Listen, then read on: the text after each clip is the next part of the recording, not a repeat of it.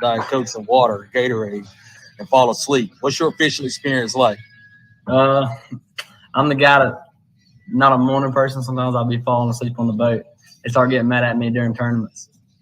Oh, okay. During tournaments, you don't want to fall asleep during a tournament. Yeah, they're real fishermen now. Like Kellen fished a little bit on our bass fishing team. Like, I mean, it's just, we'll have a couple of fishing tournaments over the summer that his brother Landon will put together, and his dad and Kellen's dad Lance will put together for us to raise some money. I mean, it's the Satilla River, man. We're gonna catch some fish. Nice. We had the Richmond Hill fishing team. This is the first year they had a fishing team on. We had them on during the playoffs between games with a doubleheader, and I just thought it was the coolest thing. They're talking about free fishing, and they're talking about all this stuff I had no idea about. But anyway, it was a blast. I'm going to kind of round things out here in the next couple of minutes. Kellen, your message to Herod Nation and anybody else around South Georgia and beyond, because I'm telling you, some of the names, some of the teams we've got in this, this is live. This program is live, airing live on Thursday, June 2nd, but it'll be on the video platform forever. People will share it. So your statement about Heron County or Heron Nation and Brantley County football to anybody watching? Well, it's going to be tough this year. We got a new region. We're just looking to gain some respect, make some noise, try to beat some teams we ain't supposed to beat. And, Coach Ken, I almost forgot to touch on that. GHSA realignment. I mean, that shakes everybody up a little bit. You guys, in some respects, it's a good thing. You guys got dropped down to AA, but it's a pretty good team got dropped down. Our whole region came down except for Long County. So Pierce is in there, Applin is in there. Both of them are semifinal teams from our region in AAA the previous year. Tatnall came down, and then us, and then we added Toombs County, Vidalia, and Windsor, Forrest, and Savannah. So it is we are very much so looking forward to the challenge. We got a great group of kids, and like Kellen said, respect is one of our core values. It's one of the pillars that our program stands on, and respect is earned. And in high school football, other than being able to hit somebody in the mouth, the only other way to gain their respect is by winning. And so we got to really turn that corner and start beating some of these teams that we haven't beaten in a while to gain some respect for sure. Kellen, did you find that phone number for Hometown Pizza? Yes, sir. I got you. Go ahead. 912-462-5055. 462-5055. Of course, they'll their commercials running tonight during the program, but Meat Lovers Pizza. Now, I'm sitting here in Buffalo Wild Wings. I'm about to eat me some wings, but now, I don't live down there, but there's a good pizza place here in town, Statesboro. There ain't nothing like a good pizza joint. Like that's what sounds like hometown is. Yes, sir. It's a pizza joint. That's the best anyway. But anyway, thanks, head coach Jeff Cannon and Kellen Middleton. Good luck this season. I'm sure this won't be the last time we talk to you guys, but have a great summer. And I don't know. Every time I hear Brantley County or Herons, I'm gonna think ditch chickens now. But Charlie, thank you. Yeah. Charlie, thanks for having us. Go Herons. Yep. Thanks for joining us, guys. We'll talk to you soon. Can't believe Moon had no idea what a heron was, but a ditch chicken? Well, let's head up I-95 to Hinesville and catch up with the Bradwell Institute Tigers. After the break, Deshaun Brock and his guys fill us in on the Tigers getting back to the jungle and what D1 recruit Elijah Thurman's household grocery bill is. Out of Region 1, Class 5A, BI, the Bradwell Tigers. This section of Southeast Georgia Spring Football Media Night is brought to you by the Bradwell Institute Tigers Booster Club under the direction of President Wendy Davis. Show your Tiger pride. We got all kind of nations involved tonight in the Spring Media Night, June 1st. Coming to you live from Buffalo Wild Wings. We've got Bradwell Tiger and Tiger Nation online with us. How's it going, Coach Brock? It's doing good. How are you? Doing all right. How you doing, Khalil? Pretty good. Awesome. So, Khalil, Coach Brock said you guys have been spending some time up at the Clemson Camp. How's that been going?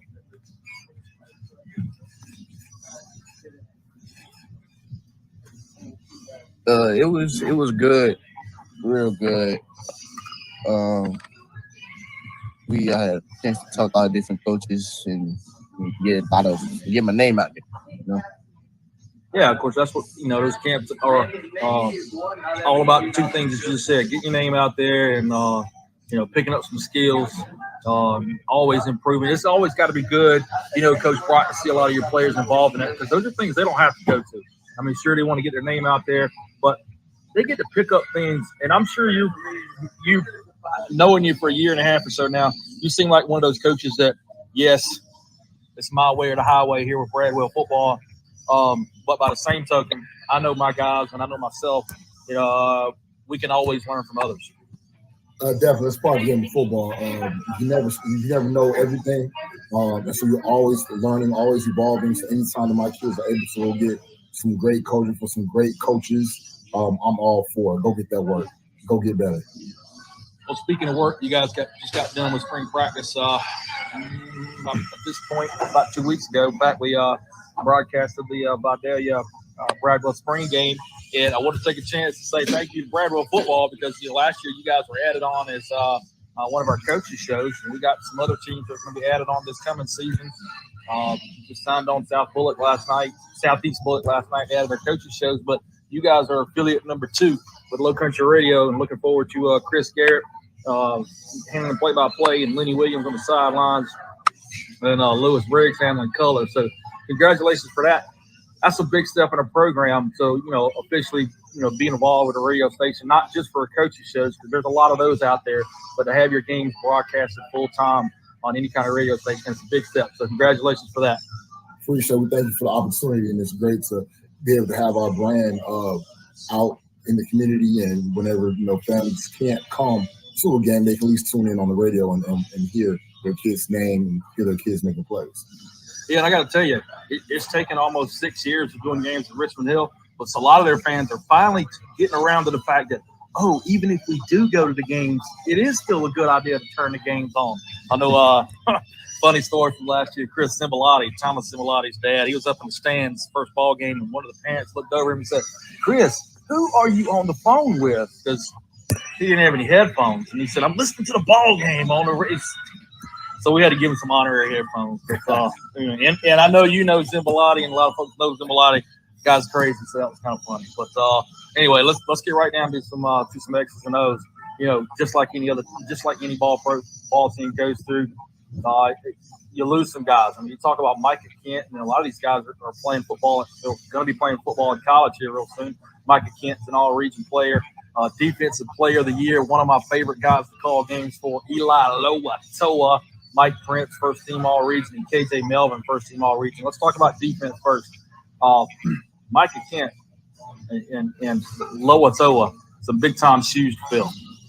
Definitely big-time shoes to fill with losing Eli and Micah on the defensive side of the ball with some guys like Khalil, to step in and fill those shoes and expand their roles on defense and to be more of a leader, not just do what I do type of leader, but more of a vocal leader. That shows like these young kids who are stepping in, starting for the first time, how to do business and how to go about being a consummate professional on and off the field. So again, those guys we're definitely going to miss them next year. And then Mike Prince, I can remember when he was a backup to Kevin Harris a couple of years, and I was calling Bradwell football games. And KJ Melvin too. They both weren't starters last year. I was calling Bradwell, which was their freshman year, but they both saw a lot of playing time, and now they grew up into all-region players. Gotta be tough to lose those two guys. Yeah, Mike was the workhorse. Bell cow. He's gonna take the ball 3, 4, 5 times and drive it, and want more. And KJ, big time target. I hate to lose him. I wish I had another year with both of those young men. I think that within our offense, their roles will definitely expand in year 2. And wish for nothing but success moving forward for future endeavors. So let's talk about that offense a little bit. Of course, a lot of folks know you're kind of a hometown guy that's come back home, so to speak. And I've always been one of those that don't always agree with everybody that says when they need to bring in a new coach, go get somebody that knows our guys. I'm like, whatever. Go get the best coach you can go get. Let him learn them.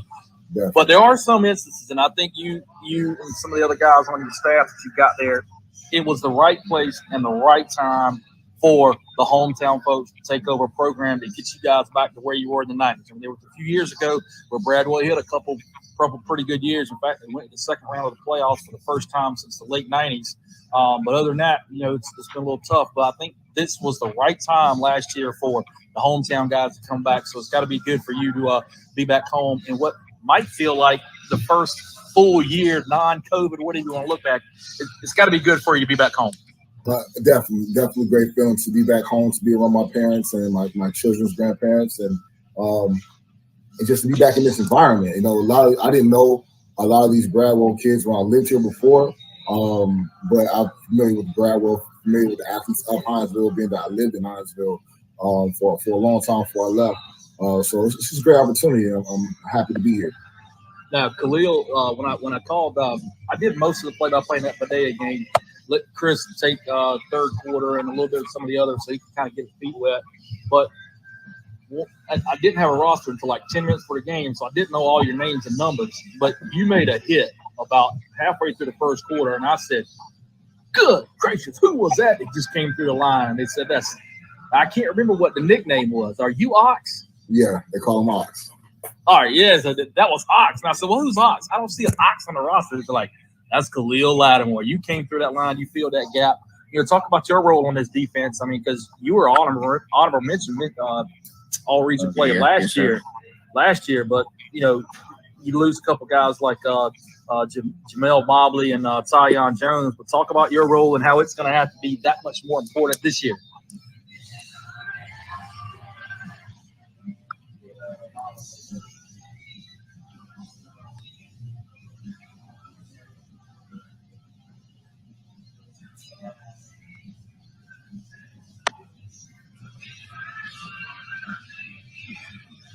What I'm gonna take Khalil off. I'm moving right now and give him one more shot to hop back on. And next time he hops back on, if that connection's not quite good enough, we'll just roll with Coach Brock and I to kind of finish this thing out in the next 15 minutes. Let's back on that offense. We'll talk a little defense. If Khalil's able to get back on in just a minute, we'll talk defense then. But how do you last year, this is one of the things I've asked just about every coach. We had that year and a half or almost 2 years. It just kind of disappeared into a black hole. Not from our memories as far as what happened in this country and this world with COVID and everything, but as far as sports goes, it just kind of disappeared into a black hole. This now, since you've been there a year and a half, does it finally feel like, okay, we get to go full steam ahead? I don't have to worry about showing up at practice and all of a sudden 14 guys not be able to practice all week because they were around somebody that had COVID. It's got to feel refreshing. Definitely trying to get back to business as usual in retrospect, but still having to be cautious because COVID is real. COVID is still here. So you have to take the necessary precautions as far as that's concerned. But kind of getting back to the day-to-day things of football operations, so to speak. And, and that leads me into the next point of offense. I mean, you're a football coach, so you got to coach both sides of the ball. But what was really impressive to me when I started looking at your bio before you came to, or when the announcement was made that you're going to be the new head coach there, started looking at your background, where you came from, and all that was great. And I started looking at the numbers you guys put up at Mitchell County when you left Long County and went to Mitchell. It was like, for 2 or 3 years there, it was like 40, 41, 42 points a game, made a couple of deep runs in the playoffs. And the one thing I saw was some news articles, and I talked to a couple of the Macon area sports media guys, and they were like, dude goes fast. Dude goes fast. Wants to go fast, faster. Where are you in that, installing that in your offense? Seeing as all last year was almost a black hole, like we said. How do you feel about that? Taking baby steps this summer. We have 4 new offensive linemen. We have 2 quarterbacks competing. And we have 2 new receivers. So we're kind of moving slowly. So make sure we correct our mistakes and everybody understands what we want to do and why we want to do them and know where they're supposed to be and running routes to proper depth. We kind of ran into that issue. By day, had a guy not where he's supposed to be and kind of paid the price. Too deep on the crossing ball, got smacked. So it's little things like that we're trying to correct so that we get the tempo where we want it. We have to take baby steps, so to speak. That by August 12th, we should be there. What happens on August 12th? We have a scrimmage versus Windsor Forest, if I'm not mistaken, and then we come back at home versus Wayne County on the 19th. So we're going to make strides and have check marks along the way to make sure that we are where we need to be by those start dates. I think we got Khalil back now. I'm going to try Khalil. I'm going to try you one more time. If it doesn't work this time, we'll just have to roll with Coach Brock. But Khalil, talk about how your role on the defense is going to have to grow even more after junior season, where you're honorable mention all-region player. Talk about how your role is going to have to grow even more for next year.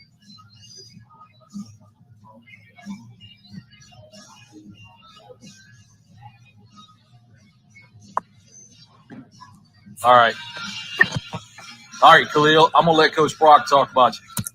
Tell us a little bit about Khalil and how his role. And go ahead and talk about Elijah Thurman, because he's not with us. He was the guy that's going to be on with us.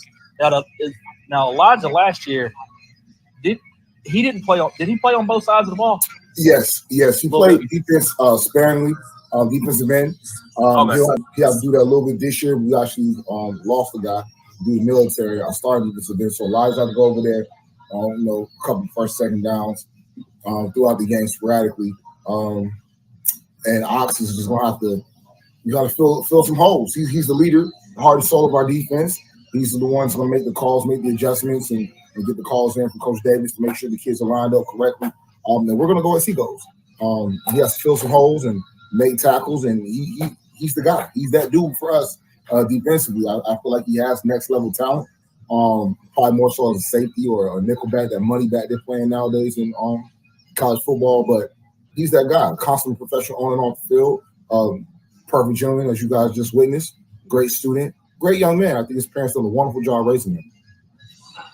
You talk about next level: Mercer, Georgia Southern, Kennesaw, Valdosta State, Citadel, Georgia State, Marist, and then the Heels are on that list that are interested in him. It's got to feel good knowing that you got some players looking to go to the next level. Definitely, and that's the goal of any coach, or especially for myself, is I want as me and my guys to have the opportunity to play at the next level as possible. If they desire to play there, it's my job to try to get them there and put them in a position to be there. Elijah's got an offer from UTC, University of Tennessee, Chattanooga, while he was at the Clemson Camp, and we think that's going to open up the floodgates for him, and he'll get a lot more offers based off his performances this summer, the different camps that he's going to attend. And he's another guy that we're going to look to hold down the offensive line. He's the only return starter we have on the O-line, and he's going to have to play a little bit of defense. We really don't want him to have to, but looks like we might have to have him. Yeah, and speaking of Thurman, he's only a sophomore this year. Of course, he'll be a junior next year. It's gonna be hard to keep him. You're gonna have to work a side deal with Coach Randolph and the staff to keep him off the hardwood, huh? I was a multi-sport athlete in high school and in college. I ran track in college as well, so I get it. I understand. I think it's just be focused. When it's time to be there, be where you're supposed to be at, and be focused and be totally committed when you're there. I have no problem with those guys playing other sports. Like I said, I did it myself. And I think it adds. I think they come together. Basketball, quick feet, agility, football, toughness. I think it's a perfect marriage. If the kids can focus in on it, I think a lot of kids are running from it nowadays. They'd rather be in the gym hooping. I was a basketball player, so I understand. But I feel like if more kids would come out, it's a perfect marriage. Perfect marriage. Yeah. That's what happens on hardwood. And I asked that question wrong. A lot of folks that have heard me on the radio enough, they know that I'm not a specialization. So I asked you that question wrong. Your answer was perfect. But I agree with what you're saying. No, specialization is it's done.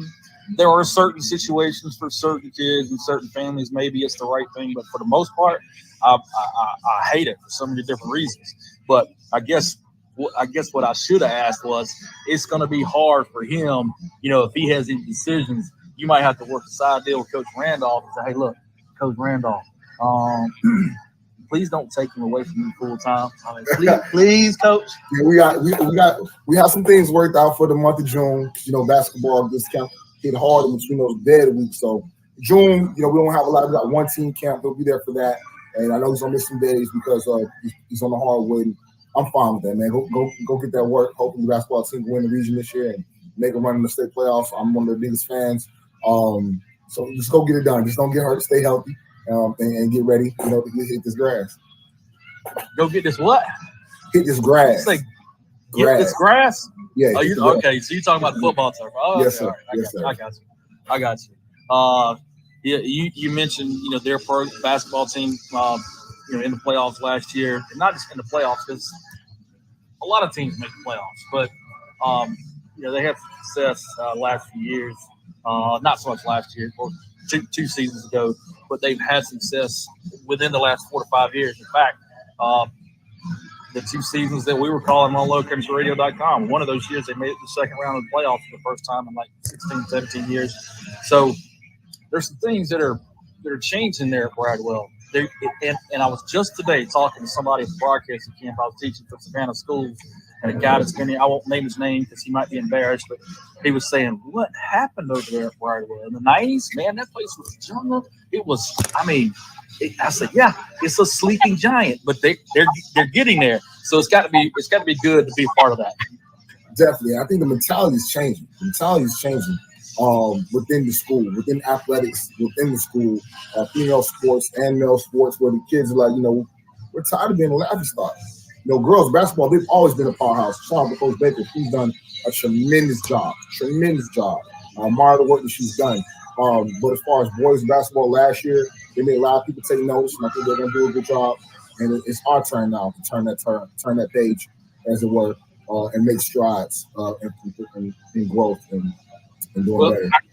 Let's talk about turning that page. Next season, that Georgia GHSA realignment changed the conference up a little bit, slid from 6A to 5A.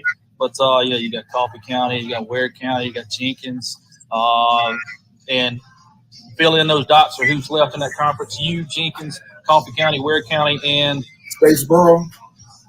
Yep. That's right. Yep. So it's a talented region. We have our work cut out for us. Every Friday night, we have to come out and play our best football, or we could be in trouble. And so I fully intend to come in and compete and make the playoffs. I feel like we can get in. Mistakes, you can't have stupid turnovers and busts. When you start spring practice, now we're all done with spring practice. When you start spring practice, you have like certain goals that you want to meet. You say, boy, when we're done with spring practice, here are the blanks that I want filled in. If you feel like you filled in those blanks? Some of them. We still have a few because of the military aspect where we thought we had certain positions solid, and had 2 guys move due to the military, and we nothing but love and respect for them for serving our country. But it's just, it happens. So we have that spot that some more kids gonna have the opportunity to fill in and take that leadership role there. That defensive end, and also running back. Even if somebody step up, say I want that spot. We throw it, but we definitely got to establish the run. So those are two spots that we're definitely looking for some guys step into and try to solidify the offensive line. Have some dudes left right there. But I think we'll get that stuff done this summer. Yeah, and that's one of the things I heard when I moved to South Georgia about Bradwell was that, it's hard on us because military. Yeah, we got the base right there on our. You can walk out of Bradwell Institute. I don't know if I could hit the target, but I could hit a golf ball a couple times and be right at the doorstep of Fort Stewart. So, yeah, sometimes you got to deal with that. But my thought process has always been, but look what goes on at some of the other, base areas. They use it to their advantage. So like you say, sometimes you got a guy or two that has to up and leave. I can even remember I was interviewing the young man's name was Corey Love. I don't mind saying his name. He won't be embarrassed if he sees the show. But Corey Love was one of the better players in the defense that year. This was 4 years ago. And I was interviewing him for just a regular pregame interview. And somewhere in the interview came up and said, this is my last game here. And I was just, my heart just dropped. I kind of knew what he was talking about. He said, yeah, certain reasons they had to go to a different base in Jacksonville. And my heart just dropped. I was like, oh, man, it's got to be tough. But then you flip the script, and sometimes you have a 6'4", 275-pounder walk in your hallways with good genes and good discipline. I'm waiting on that. Unfortunately, in this area, I need that. Come on, dude. I need that. It's so many schools around Fort Stewart that, Richmond Hill, you guys benefited greatly from it. There's Liberty, there's us, there's Bryan County. Long County. So they have their pick and choice of where they want to attend. So it's our job to make sure that our athletics here at Bradwell are top notch. We're one of the best in the area, so we're more appealing academically. I feel like we're one of the best in the area. We have the facilities. Now, when they touch Google, we have to change that record. So when they're coming in, this is the school they want to choose, and that's done. Got the social media driving aspect in your brain. That's a lot, and that's something that's changed in high school sports over the last 20 years, and that's like right in your time when you were middle school kid growing up to where you are now. That span, your generation, is the one that changed things social media wise. How much do you think that's changed the game, especially for high school kids? I didn't have it in high school. I graduated in 2000. We just got, dial-up internet. We didn't have cell phones, unless you had one of the big Zach Morris cell phones, like I'll say by the I did. You may have had a pager or two, depending on what that code said, you had to run to the payphone. But outside of that, we really didn't have it. Even in college, we really didn't have it. My space and my tail end of my college career was about to break out, so we didn't have it. Now it's a marketing tool. It's a marketing tool to get kids recognized, to get to the next level. Every high school has somebody working their Twitter, Instagram, Facebook page to just get notoriety out about the program, let the community know what you're doing, what they can expect, so on and so forth. So it's definitely a blessing and a curse at the same time. We'll wrap it out here in the next couple minutes. Now, I can't remember what Khalil and Elijah said their walk-up songs were going to be. Do you remember what they chose here? I don't remember. I have to go back and rewatch. Yeah, I'd have to go back and look. But what would your walk-up song be if you're going to choose one? I always coming up in high school, mystical, man. Like, heard you looking for me, here I go. So it's just the man right here, just something about that song. The man right here. Yes, something about that song has got my mind right. Like, it's time to put on the show. Lights came on, now it's time to perform. When you think about coming out of that tunnel first time, I don't know which game is what's your first home game on the schedule? Which is what? Wayne County, first regular game, Wayne County. What you think about she gonna be all right. It's all right. Hey, how you doing? Go ahead. She can say hey. You think about she all right? She doing everything all right? She good. Right. She good. You think about coming out of that tunnel first time next year, next fall. What are your thoughts on that? I'm excited. Just excited, a tad bit anxious, really ready to get this thing turned around. And I think that's the first real opportunity. Like I said, we'll have a scrimmage to be prior to that. But first real opportunity to get this thing turned around and stop this losing streak. And so I'm very anxious to get that started. I know Wayne County is a storied program. Traditionally, they're pretty good. They have a new coach. They were down last year. But tremendous amount of athletes over there. Very respect the program, so we're definitely looking forward to strapping it on against those guys. Yeah, Wayne County is one of those programs that if they do have one down year, it ain't gonna last. I mean, that's just the way. Yeah, that's just the way they are. One county, one school, all those athletes. Yep. That's right. Great, I'm gonna round out with two questions here. I had a good time. A longtime family friend of mine, Glenn Cumby, he was a national scouting director for. First year, he took over the role of Houston Oilers, and then they moved to Nashville, Tennessee Titans. And I can remember growing up, he used to say, "Charlie, man, I found this kid in Sonoma County Junior Computer ID Card Making State College in Ontario, Canada," or something like that.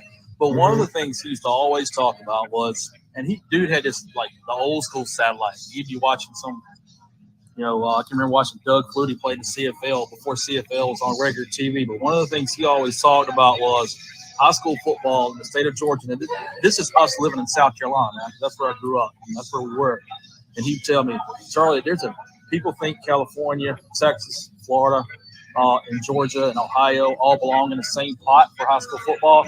He said, This is 25 years ago, and it's the same now. He said, "No, not even close." Don't get me wrong, those states are on a different level than everybody else. They deserve their coup de grace. But the difference is this. Tell me your thoughts on this. the thing that makes public high school football in the state of Georgia better than anywhere else, bar none, is places like Texas and Florida. They have these cathedrals of high school football, unlike a lot of places I've ever seen before. He said, but the difference is they've also got vast miles of just black holes with nothing as far as high school football goes. It's just nothing. In the state of Georgia, that doesn't happen. That doesn't happen. You got Wayne County, 45 minutes down the road from you guys. They had a down year last year, but they're also one of the better programs in the state. You just got D1 players all over the place. What are your thoughts on that? I think you hit it right on the head, man. Wherever you go, all across the state of Georgia, there's talented athletes. Before coming to Bradwell, I was in Camilla. I was blessed with one. Got offered by Georgia as a freshman to James Thomas. The kid was a freak athlete. Then the quarterback I had come behind him, 4.5 40, lefty. Let it go. So, and then, you got your Carl, which got Cameron right down the road. Liberty, who had 2 NFL players in the last 10 years, come right here from down the street. And then we just got Kevin Harris. And then Long County had Jamin Davis and Tariq Carpenter, who I had the pleasure of coaching. So Georgia's a hotbed for high school sports and football. And then you even got a kid that probably could have played at smaller colleges, Mike Haggerty Jr., that just graduated from Georgia this past year, that got to play on a national championship football team. He was a walk-on, but his dream was to be a dog, and he could have played, Georgia Southerns of the world. No disrespect to them, but anyway, you got guys like that are off the radar. But if he's playing over there in South Carolina or Tennessee or wherever, he's But nevertheless, all right. We'll wrap this up with you right now, Coach Brock. You got about 90 seconds here. Give your message to Bradwell Tiger Nation and everybody else watching this program tonight on June 2nd, because we'll have people all over Southeast Georgia and beyond watching. Go ahead, Coach. Definitely. Just want to say thank you for all your support. Everybody came out and traveled to the spring game. I want you guys to continue to come out and support these young men, and we hope you guys will be in the stands August 12th and August 19th as we open up the season versus Wayne County and also versus Windsor Forrest and Scrimmage. We just appreciate all your support and look forward to seeing you guys in the stands. Go Tigers. All right, thanks. Go take care of the little one, whatever she needs. We'll talk to you later, Coach. How about Bradwell signing on to be a brand new Low Country Radio broadcast affiliate? Chris Garrett, Lewis Briggs, and Lenny Williams will be on the call this fall. Heading up to Effingham County, let's make a stop in Mustang Country. South Effingham, Low Country Radio's first affiliate. You can hear the on-air team of Kenny Williams and Yancey Ford every Friday night all season long on lowcountryradio.com. We'll hear from a Mustang with the last name Christmas, but Halloween is his favorite holiday? Out of Region 2, Class 6A, the Mustangs of South Effingham. You're watching Southeast Georgia Spring Football Media Night. We would like to give a special thanks to our sponsors, Exclusive Engravings out of Richmond Hill, Brantley County's Hendricks Heating and Air, Brantley County's Hometown Pizza, Catalyst Promotions in Bullitt County, the Bradwell Institute Booster Club, and the Colquitt County Booster Club. Thank you all for making Low Country Radio the prime listening South Georgia Sports Network. Hey, we're back on Low Country Radio. Of course, coming to you live from Buffalo, Statesboro, Georgia. I've got head coach Nate Clark and a couple guys on the South Effingham Mustang football team, William Christmas and Justin Martel. They're both seniors. They're both probably chomping at the bit for a couple different things. Spring football is finally over, so maybe chomping at the bit for a little bit of time off, but then as soon as that little bit of time off is over, whatever it might be, they're going to be chomping at the bit to get back on that gridiron. Because I know, Coach Clark, you guys had that 6-5 year a couple years ago, made the playoffs, and the last couple years have been a little bit of a struggle. But a lot of that was because the roster just kind of flipped. It was just one of those spots in the cycle where you had tons of seniors and not much, from that freshman to senior class. And then last year, you guys take a big step up. I mean, 2-8 is not where you want to be record-wise, but we called a couple of y'all's games. You guys signed on as affiliates with us, and Kenny Williams and Troy Ford did a great job of calling y'all's games. You guys were a different team last year from start to finish. You guys gave Richmond Hill, you gave us everything we could handle. There was a different attitude about that team last year than there was 2 years ago. So I know, Coach Clark, you're getting ready in this offseason, looking forward to taking that next step next year. No, absolutely. We're trying to build on what the seniors did this past season. I felt that they did a lot of things the right way. They bought into what we were doing. Last year, the team, we ended up getting better as the season went. And at the end of the year, we're playing our very best football that really carried over into the offseason. We have a lot of kids coming back on this team that have had experience, not only starting, but or not only just playing and contributing, but a lot of them starting. So we have a lot of returners. The attitude's been fantastic in the weight room, the locker room, buying into everything that we're doing, building on what we did last year, and really excited to see where we end up, once we start going. Yeah, I mean, 9 and 10. You talk about returning starters. You got 9 returning guys on the offensive side of the ball, 10 on the defensive side of the ball. You got a few pieces to replace. I mean, Cam Edwards a little over 1,200 yards last year, 8 touchdowns. I know he's going to be playing collegiate football at the next level. What a joy to watch run the football. I mean, we called him the Hammer.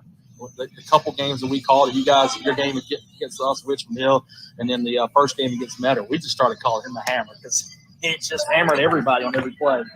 He was the regional offensive player of the year. So you got to replace that. But there's another young man you got on the line here, Justin Martel, who had a heck of a junior season himself, who we were extremely impressed with last year. Justin, I know you got to be looking forward to your senior year.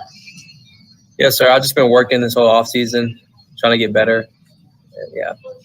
And William, on the defensive side of the ball, last year he had 8 tackles for loss, 29 solo tackles, 7 assisted tackles, and a couple fumble recoveries. So, 10 of you guys back on defense. I know you guys got to take a lot of – last year to me was kind of like the jumping point. You had that kind of quote-unquote roster turnover where every team goes through it once in a while where just for whatever reason they just don't have very many freshmen or sophomore. Nobody's fault or nothing in particular. Everybody just goes through it. Y'all had that a couple years ago. Last year was like, to me, it seemed like the jumping point. And now you got 19 out of 22 returning starters. And I know William on the defensive side of the ball, you got to be chomping at the bit to get after some guys. Yeah, we got a lot of guys coming back, so it's not like they're sophomores or they're freshmen coming back. They're coming in with experience. They're all juniors. We got seniors coming back. It's gonna be legit. Yeah, and not too many times do you talk about on the special teams. Do you have somebody that's so great that's going to be so hard to replace? Everybody knows it takes offense, defense, and special teams. Special teams can either make or break it in close games. We all know that. But I mean, Liam Rickman, 90% touchdown back rate, that's unheard of. He's an all-region kicker. I know he's playing at the collegiate level. That's going to be hard to replace too. Yeah, anytime you have somebody that's that good, and he's going to Georgia State. He's going to kick at that level of football. Anybody playing the FBS level of football is a fantastic player, especially a kicker. And he can kick, he can punt. We also lost our long snapper. And that's a key component to the special teams as well. Peyton Beasley, he's going on to play college football at LaGrange College, and he short snapped and long snapped. So this spring is the first time ever since I've been coaching that we actually worked a little bit of special teams during the course of the spring, because we really don't, going into it, we had no idea who our kicker was going to be. And we still don't exactly know that, but we have several guys that were working. But we had to go ahead and get ahead because we knew these last couple of years Liam was going to be a solid kicker for us, and it was going to be a good snapper. But right now we're in search mode. Justin, the all-purpose yards last year had right at 200, had a couple touchdowns and 10 tackles for the defensive side of the ball. So you were a two-way guy, which, in 5 and 6 and 7A ball in the state of Georgia, you don't see that too often. That's a big-time role. Are you going to continue that role, or do you even know yet? Talk about that a little bit. Yeah, I'm going to try and help the team as much as I can on both sides of the ball. Wherever they need me, that's what I'm going to play. Yeah, last year it seemed to me like you were a little bit of that speed guy on the offensive side of the ball. You come in there for 2 or 3 plays here and there and provide sparks on offense. And is that something you kind of think about hey, whenever I get my shot on offense, I got to go make a play. Yes, sir. Or I'm gonna try and be in the game as long as possible. I never want to get off the play. Try not to get tired. William, a little while ago, were you on the varsity team 2 years ago, William, or was last year your first varsity year? No, I was on the varsity team 2 years ago. Okay. So, a little while ago, I was talking about a difference in your team 2 years ago versus last year. Record was almost the same, 1-9, 2-8.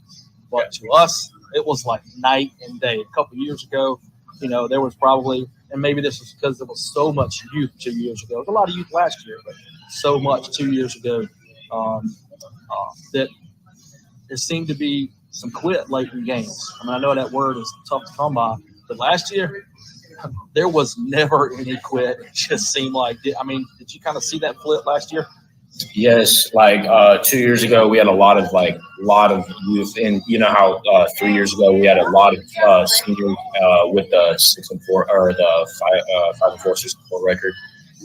When we went to the playoffs, we had a lot of seniors and juniors, and then the change happened next year, and then a lot of people were very young, so they weren't exactly ready to go out with that year that did go 1-9, but I think they got super hungry and they just wanted to play. So when this season came around, we just put it all in, and that's how we were able to stay in these games with these powerhouses like Metter and Apple, a bunch of these good teams. We were able to keep with them for a good amount of time. Yeah, that was one of the games that I actually got to call for you guys because Richmond Hill was off that first week, and that Metter game, I was like, I don't know what's going to be the outcome on the scoreboard, but this is a different South Effingham team. That was a daggum shootout. Of course, Metter went all the way to the Final Four, and honestly, in my mind, and I told the guys on 680, I'm on the show a couple times, Georgia High School scoreboard show, I told them that week, I said, Metter's going to win the single A state title, and they probably would have had it not been for about 3 or 4 big-time injuries on the offensive side of the ball. So that told me right there that you guys are going to be a different team last year. But I got to ask you, William, now I don't know if this has anything to do with it. His last name is Christmas, and your favorite holiday is Halloween. How did that happen? I don't know. It's just, I just always loved it. It's always my favorite holiday. All right, why? Because you get to dress up or trick-or-treating? Trick-or-treating. Trick-or-treating. Yeah, all right, now, are you one of those that, you get to that teenager age and you think you're too big to trick-or-treat, or do you just go out and have fun with somebody? No, I take the candy. I go. Oh. So when Halloween comes, it's game on. You'll be 47. Yes. You'll be walking around the street. Hey, that's why you put the mask on. Nobody can tell. Hey, yeah, I'm just a big 15-year-old. Ain't gonna look my am.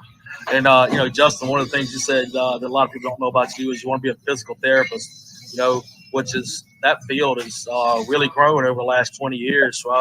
What made you, of course, who knows? There's no telling where life may lead you 4 or 5 years from now. But right now, that's kind of your goals.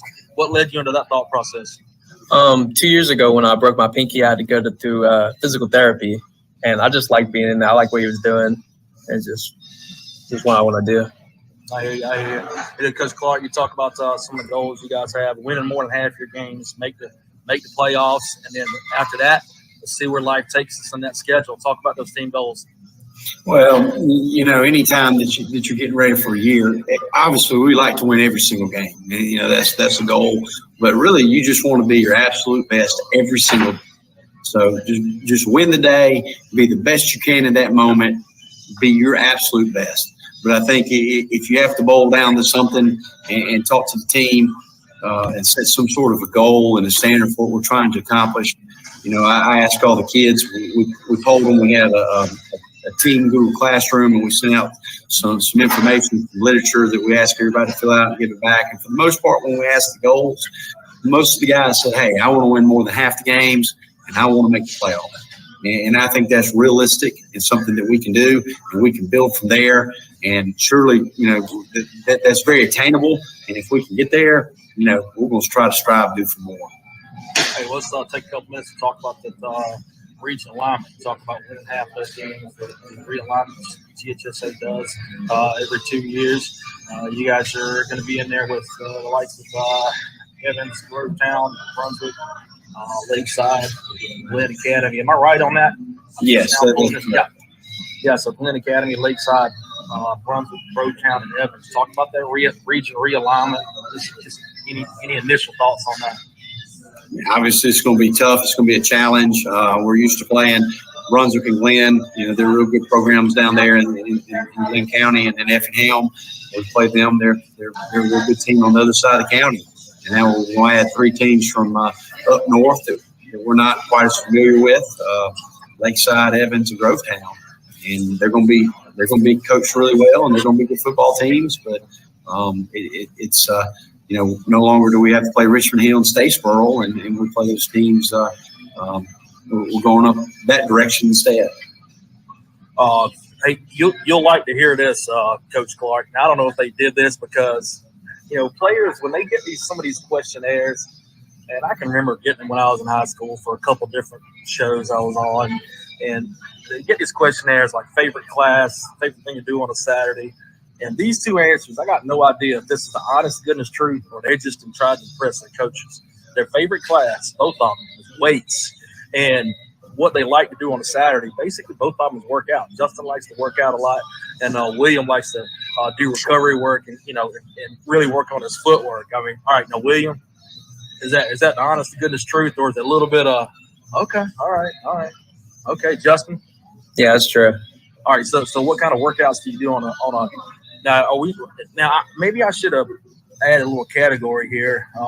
Maybe on a football Saturday might be different than a summer Saturday or a spring Saturday. Is there any difference? Or I know you can't always work out every single Saturday, but see where I'm going with that? Is there a little bit difference during the season and off season? Justin? Go ahead, William. Same thing for you. So, I go to a trainer. Justin also goes to a trainer, footwork trainer, and we just work on footwork and drills and stuff for our positions and stuff. And I saw that Justin was doing it, and he was he was really good with his feet last year, and he was super fast. So I was he just kind of gave me the idea, and also I got it from this. I don't know if you know the guy named Travis Hunter, the dude from Yeah, I've heard about him. He's all right. Yeah.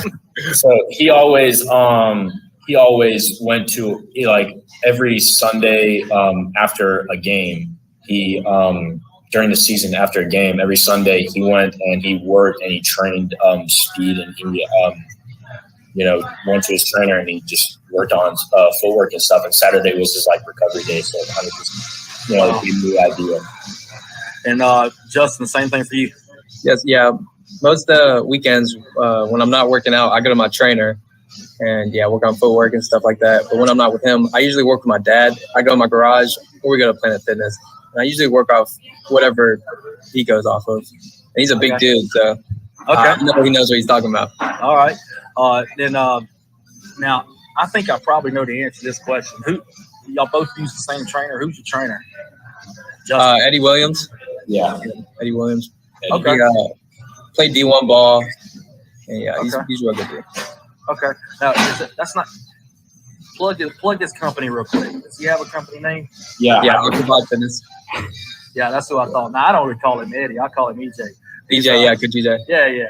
He's but either way for him, he don't care if he gets a plug on Low Country Radio. It's all good. Yeah, he's one of our sponsors too on full time during basketball and part time during football and baseball. So he does a phenomenal job. We'll round it out here in the next few minutes. Coach Clark, talk a little bit about where you want to see your squad that first week back in July when you guys come back for practice versus where you just finished.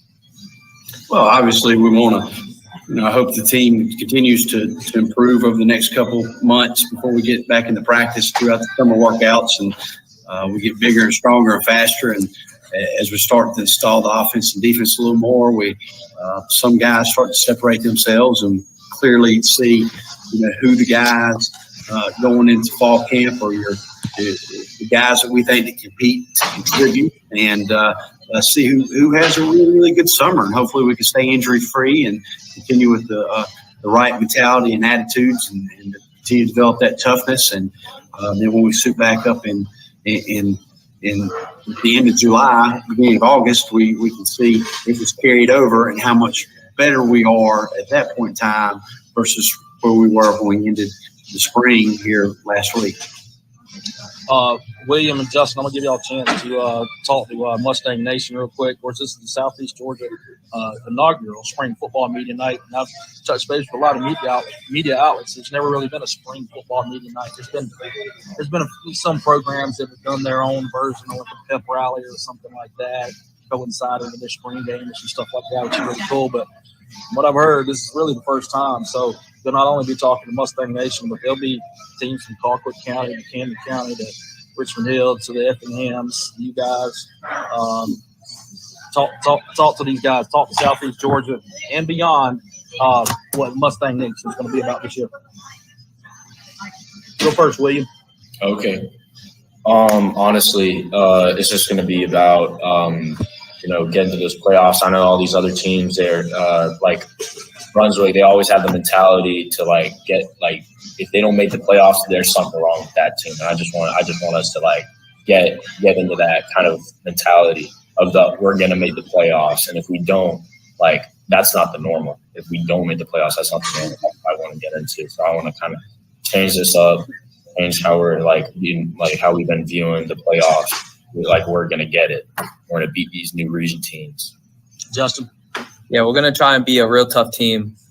We want teams to when they see us on their schedule, think, "Dang, we got to play South Effingham." And yeah, gotcha. Now, Coach Clark knows how we kind of ended the coaches show a lot last year. We're not gonna go through the whole different songs and everything, but real quickly as we go off air, Justin, if you had to pick your own walk-up music, what would it be? I hit you on the spot. I know. Oh gosh. Now William's got time to think about it. Go ahead, William. You know yours. What would your walk-up song be? No. All right. What style of music? Rap. Rap. All right. Rap. What about you, Justin? Yeah, rap. Southside by Southside. Right. Okay. Y'all might be surprised that Coach Clark answer, or y'all might know exactly what he's gonna say. Coach Clark. I don't know. I'm gonna change the tune a little bit. Let's go with some David Allen Cohen, "The Ride." Okay. All right. I hear you. Hey, well, guys, thanks for joining us. I know this week is GHSA Dead Week. It's that time where you kind of take a little breather, even though there's not much of that in high school football, especially in the state of Georgia. But unplug for a little bit and then get ready to get back at it. Looking forward to seeing what you guys do in the fall. So thanks for joining us, guys. Thank you. Have a good evening. After the break, we switch gears back down I-95 to McIntosh County, where you can find some of the best seafood in the land. And we hear with Coach Bradley Warren on how the Bucks want to improve on back-to-back winning seasons. And two-way D1 recruit Jarice Campbell shocks us with what his favorite movie is. Out of Region 3, Single A, Division 2, the McIntosh County Buccaneers. The Cats win big, and so should you. For 13 years at Exclusive Engravings on Ford Avenue, Chris and LaShonda Hartley have a wide range of gifts, trophies, executive awards, home accessories, custom apparel, and more. A veteran-owned business, Chris and LaShonda have served our country, and now they're ready to serve you. Trust local, shop local. Stop by to see Chris and LaShonda today. And oh yeah, Chris is a proud Batesburg-Leesville High School grad in South Carolina, just like Charlie Moon and longtime Richmond Hill teacher Sarah Goldrick. Next up is the McIntosh County Buccaneers, the Bucks. We got the head coach Bradley Warren and Jarice Campbell with us. And from parts unknown, we got Danny Thomas with us. He was at his house a little while ago, had a little connection issue. I don't know if he got on a boat and went down a river somewhere, if he's in the woods, or I don't know. Where you at, Danny? Now I'm sitting outside trying to have a conversation with y'all. He's like, I'm sitting on the porch trying to talk to you guys. Who do you think I am? Coach Warren, this offseason is a little bit different for you guys. You know, you got about 380 students in school, and you got a lot of kids that are playing multiple sports, which is a good thing. But for you guys, you took that second option with GHSA high school football, and playing your quote unquote spring football a little bit different. Talk about that plan. Yeah, I feel like you can do two things and do them well. You can either tie your spring in late to the summer program, or you can tie it in after the summer and get that early scrimmage in. So we're going to get 2 preseason evaluations instead of 1. So, you know, we lost a Friday here in May, but we'll gain that Friday in the 1st of August. Jerice, talk about what you see for yourself during the summer. Really working on my offensive side of the ball because I'm playing a new position at quarterback this year. I'm really be working at that. Yeah, I mean that's definitely a key right there. I mean, you were first team all reason safety last year, and you're moving over on the offensive side of the ball. What's going to be the trickiest so far? And I don't know how much, you know, whether it's game film or just drills or whatever, but so far, what do you see as the trickiest thing that you're having to do that's different on the other side of the ball? I would say I would be more of a leader this year. More I hear you. Outspoken. I hear you. And then, Danny, how do you see your summer going? You gonna be walking around trying to find a Wi-Fi signal, trying to talk to me, or are you gonna be hitting the waves? How do you see your summer going? Wi-Fi signal is not necessary. I feel like going into my senior year, we're gonna be working hard this summer, trying to bring something home that we haven't had the opportunity to have in a while, and to develop a better connection with my quarterback, Jerice. You know, 2 seniors going into our senior year, so we got to finish off strong. And Danny, when you and Jerice popped on the screen a little while ago, I was thinking, these 2 guys are dudes. I mean, they look. I mean, you can't always judge. The eye test isn't always the thing, but it usually gives you a hint. I said, these 2 guys are dudes, and you're a dude, Danny. Talk about your role on the offensive line. Last year was my first year playing varsity, so I was new to the role, and I think I did good enough. But this year I want to elevate my game to another level.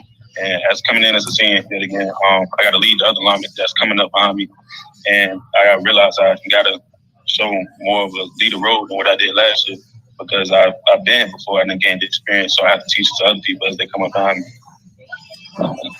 27 pancakes and only allowed 1 sack. I mean, 27. That's a lot in 11 games. Yes, sir. So what kind of syrup you like on those pancakes? Make sure it's Aunt Jemima too. Okay. All right. I feel you.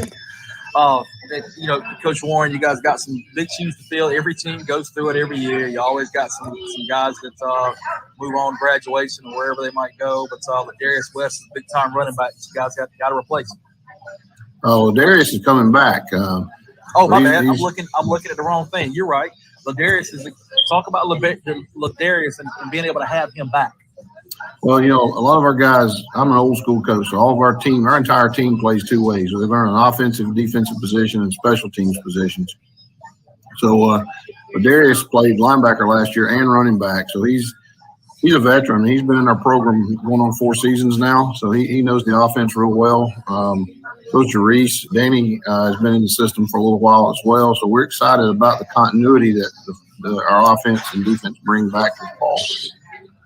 A couple guys you do have to replace. Some first team all region. Of course, Jerice was the first team all region last year, but Lake Linton, linebacker, first team all region player, and on that offensive line, Daniel Rush, and then a big man on the outside, all-state defensive end on the edge out there, Will Jones. That's some big-time shoes right there to fill. Yeah, Will's going to be a tough one to replace. He's one of those guys you get to coach every now and then.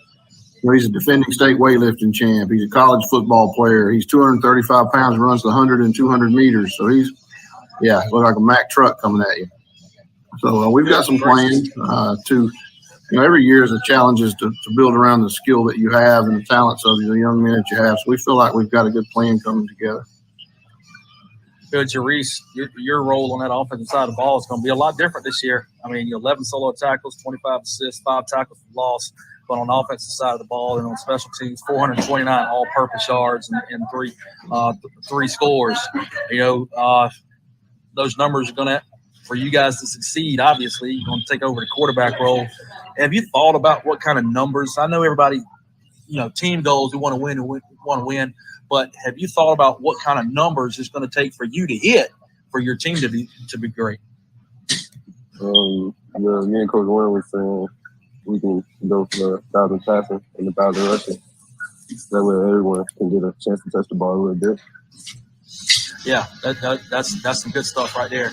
Coach Warren, let's talk about GHSA realignment.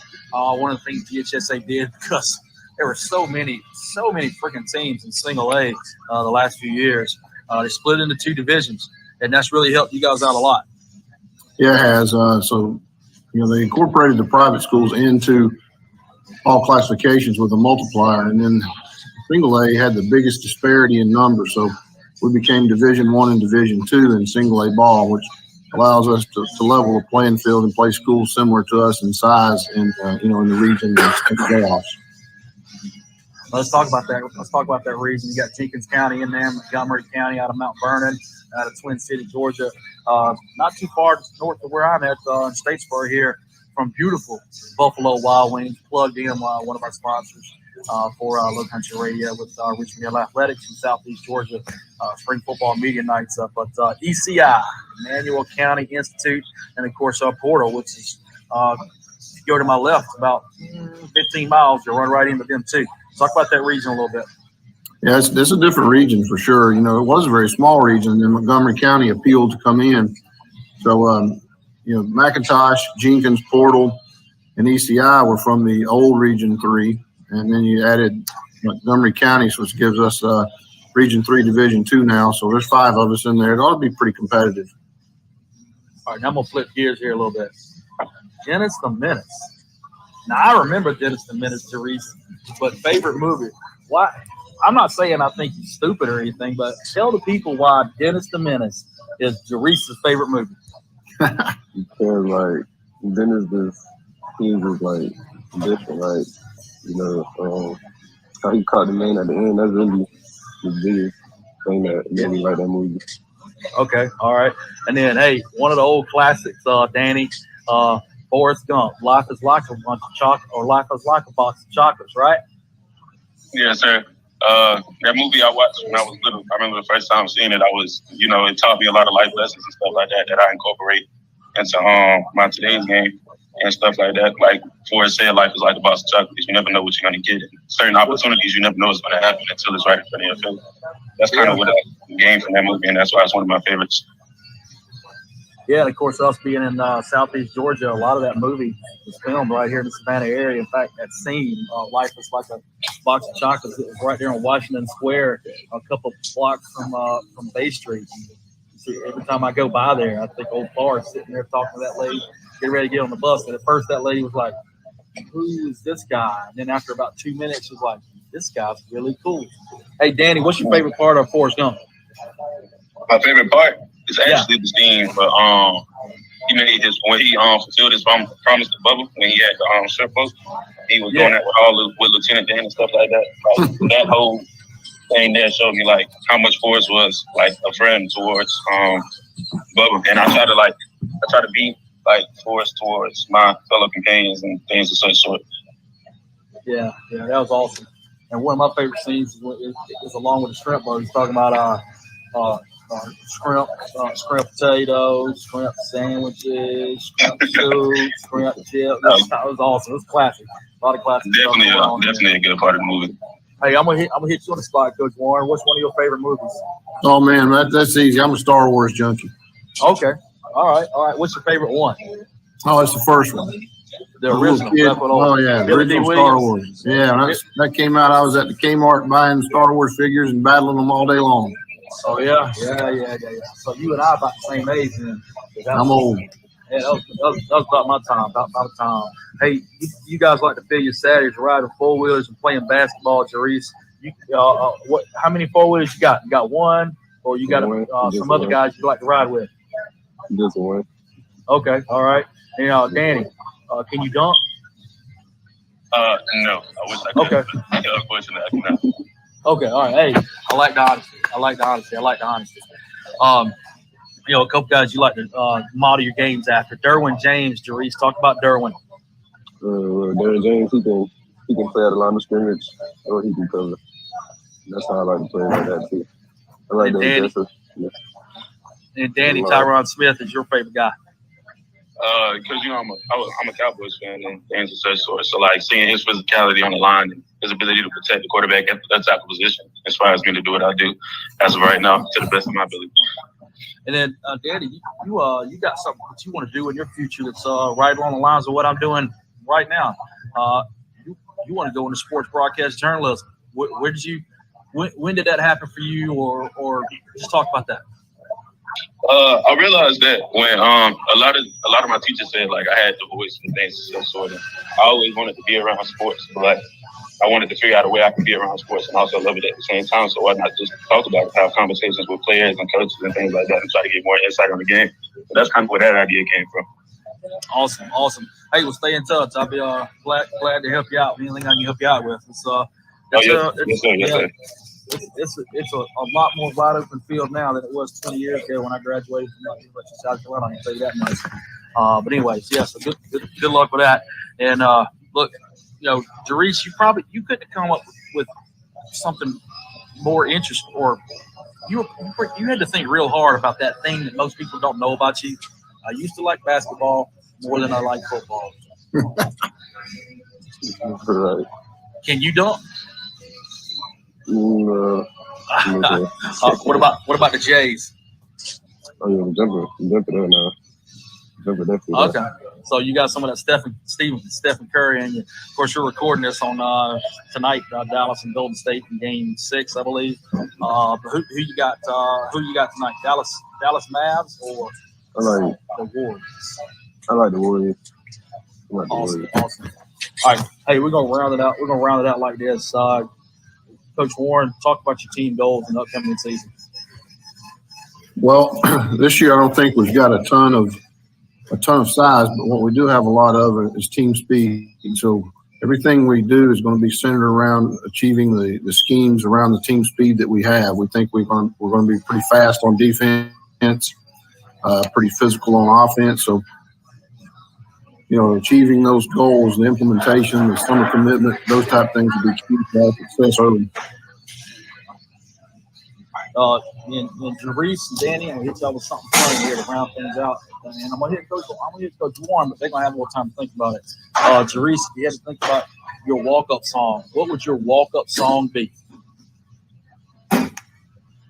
On the spot. Danny, do you know yours? That's a good question. My walk-up song. Who let the dog go? Okay, tell me this: what kind of music? Personally, my walk-up song would be Who Let the Dog Go. Say that again, Danny. He said, "Who let the dog?" He said, "Who let the dogs out?" All right, so you're a dog. All right, okay. All right, Jerice. It'd have to be like any Little Baby song. Okay. All right, I hear you. Coach Warren? Oh, mine would be something Johnny Cash. All right, walk the line. And hey, Jesse and Danny, I'm going to give y'all last word. Say something to your mom, because both of you, your mom's your hero. Jerice? Mom, I love you so much. Thank you for everything you've done for me. Not a support. Danny? I appreciate everything you've done for me, Mom. Put me in the position I am today and allow me to do the things that I do, and I love you for that. That's a good way to end the McIntosh County Buccaneers. Hey, guys, it won't be the last time we talk to you. We're planning on doing something similar to this, either right before the season starts in August or maybe after week 1 or week 2. But, hey, guys, have a good summer. We'll talk to you soon. Thanks for joining us. Yes, sir. Thank you. Thanks, man.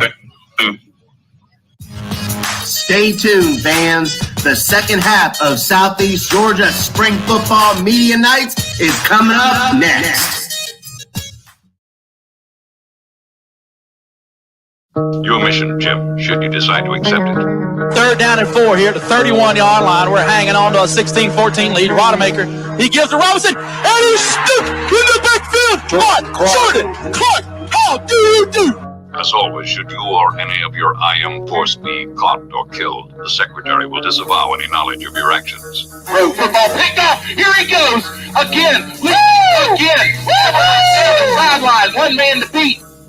Richmond Hill Wildcat fans, if there's ever a time for you to stand up, you have to stand up now. It's 4th and 7 from their own 36, and they do now. The Richmond Hill crowd rises. Rodemaker, he drops back, and he's covered over there, and the ball is knocked away by a kid. Jordan Clark. Brother, man, it's been a pleasure listening to you all night long. Y'all got a bunch of Louisiana people tripping out around here. Mount Austin goes down to the mighty Richmond Hill Wildcats. Show them Raising Cajuns how it's done in Louisiana. At it everywhere. We won the Mount Austin. And, he's so smart. He's having trouble putting together sentences. That means you're emotional, Nathan Vickers. Enjoy it.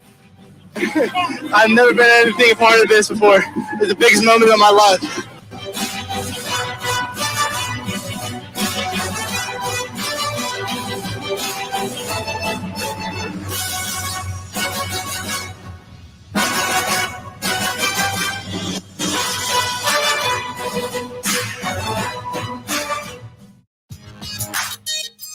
Back to Low Country Radio's inaugural Southeast Georgia Spring Football Media Night.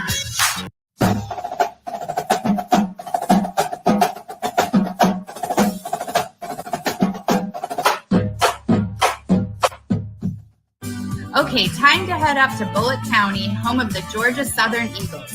Freedom Eagle and Irv Russell sensation, the greatest college tradition in South Georgia, Eagle Creek. We go to Brooklet, where Colin Jackson and Quentin McMillan look to lead the Jackets to a deep playoff run after a second-round finish in 21. After the break, out of Region 3, Class 4A, Jared Zito and the Southeast Bullitt Yellow Jackets. Catalyst Promotion in Bullitt County says, be proud of who you are. Do you need shirts, practice apparel, anything to promote your business or team? How about an online store or fundraiser? Give Dennis Miller a call. With over 20 years in the business, Dennis and his team will have just the right thing for whatever promotional need you have. And with Dennis's son in the Yellow Jacket Middle School program, it's a hometown family affair. Dennis Miller and Catalyst Promotions. Call them now. What's going on, Southeast Bullock Yellow Jack Nation? I'm Charlie Moon with Low Country Radio, and we are with Coach Jared Zito, a couple of the ball players, Colin Jackson, Quentin McMillan. Colin, you recognize where I'm at? Buffalo Wild Wings. Yeah. Of course, we're recording this week, and by the time it airs on Thursday, June 2nd, that would be 24 hours, or a little less than 24 hours. You guys had your first live coach show with Low Country Radio, and it's going to be right here in Buffalo Wild Wings. Management's working on some plans with me right now, in the midst of us recording this the week before, some cool things that we're going to do via PA system and TV screens, maybe. Mom's the word on that, but, that won't be a secret because by the time this airs, that show will already be done. And who knows, maybe we'll be able to do it some in the fall too, because fortunately enough, even though I call games for Richmond Hill, I live right here in Statesboro, so it all works out well. Coach Zito, there is no off-season high school football, especially in the state of Georgia. But these are you've got a couple dead weeks here in GHSA. At least you get to take a little breather and kind of refresh. I know you want to get back at it probably, but at least it's good to have a break. It's good to have a break. Next week will be good. Kind of recharge everybody's batteries, players and coaches. Kind of get organized and then get rolling on. We'll start on June 7th and we have a full month of June planned, and excited to see our guys continue to step up. Saw a lot of really good young players and new players to our program step up in the spring. I'm excited to see what they do this summer, and then we'll take another little break in July, and then when we come back from that, it's going to be go time pretty soon for 2022. Colin and Quentin, we sent out some information sheets a couple weeks ago, and thank you guys for filling that out, because if these sheets didn't get filled out, these information sheets, this would be a bad meeting night. So I appreciate you guys taking a few minutes filling that out. But both of you, the heroes are your moms, and that's really cool. Colin, talk about your mom. She's been there for me since I was born, obviously, but she's always put me in the best position to succeed, come out and be like the best person. Quinn? My mama, she always just been there for me. and like I really look up to her as my role model, and like she just tell me to like do everything to my best ability, so that's what I'm gonna do for her. Colin, you're one of the big, one of the big guns, so to speak, returner for this ball team. I mean, five catches, 133 yards, one catch in the end zone. And then on the other side of the ball, you got double duty, 41 tackles, 8 of them for loss, and tossing a few sacks in there. That's got to be a grind playing both ways, Colin. Yes, sir, it is. But you just got to do whatever helps your team the best. Whatever they need me to do, I'll do it. Yeah, and then your player that you model your game after is Travis Kelsey. He's obviously a guy that knows how to grind it, right? Yes, sir. What do you like so much about Travis Kelsey's game? He's big. He's physical. He knows how to like use his body to make him successful. Yeah, and then Quentin, you said you don't have a player you model your game after. So you obviously maybe you're a film junkie. I don't know, or maybe you just try to watch and pick up things from as many guys as you can. Talk about that. Yes, sir. Well, really, I have a dude, but like he's not like in the league or whatever. His name is Chris Ross, and like he just in my eyes he a dog. So I'm trying. You got a dude. Coach Zito, you gotta love that from one of your linemen. I got a dude, and he's a dog. He's a dog, yeah. If you got a dude you want to model your game after, he's a dog, then that's something right. And judging by the cutoff sleeveless shirt you got there, you're probably rocking with some guns too and ready to roll with those. You got to use those arms on that offensive line, and you play a little both ways too. I mean, talk about that. That is a grind because anybody can go out there and play both ways, but to do it well through that second half, that third quarter, and that fourth quarter, that's where it gets tough. Yes, sir. Well, like I say, like playing both ways, it's a grind, it's a struggle. But like Coach Zito always said, you gotta do it to the brother right beside you, and like that's what I do it for. Yeah, a couple guys on that line that you guys lost from last year. Every team goes through it. Every team loses guys to graduation. J.R. Robb and Enosh McMillan. That's a couple big shoes for you guys to fill. Absolutely. J.R., Kyle Knight, those two guys were on the left side of our offensive line. And Enosh played corner and is the brother of Quentin and his other twin. Quentin has a twin brother, Quintez, and they play next to each other on the right side of the offensive line. So those two guys were really good players for us. Feel like we got some guys, Dalton Scott, Jaden Brown, Michael Dixon, a couple of those guys are going to kind of fill in that left side for us. I'll say this too. You were talking about Colin's stats a second ago. The one stat's hard to really tell on him. He's our tight end, H-back, sniffer guy. He's a critical and crucially physical blocker for us. He's really a sixth offensive line for us in a lot of ways. And he's a bone-crushing blocker, does an unbelievable job. And that part is hard to stat, but when you watch the film, it's hard to miss. So, last year, J.R. Robb, he led you guys in pancakes, 10 pancakes. So, Colin looks to be a step up and get him some maple syrup and some pancakes, too. Yes, sir. That's right. Hey, what's now yesterday, I can't remember if it was either the Colquitt County or Camden County offensive lineman. He told us to talk about pancakes with him because he had something like 17 or 18 pancakes. No, it was 23 pancake blocks last year, and he's back this year. And I asked him what his favorite syrup was, and he said, Uncle Ben's and Aunt Jemima's. Do you have a favorite brand of syrup, Colin? No, sir. Yeah. He's like, wait a minute, what? I didn't know we were talking about maple syrup and pancakes at a football show. But, on Look Country Radio, we like to do quality work, talk to serious X's and O's of football. But, hey, the sports broadcast got to have some fun with it, too. You guys last year, Coach Zito averaged, almost 32 points a game, 31.8.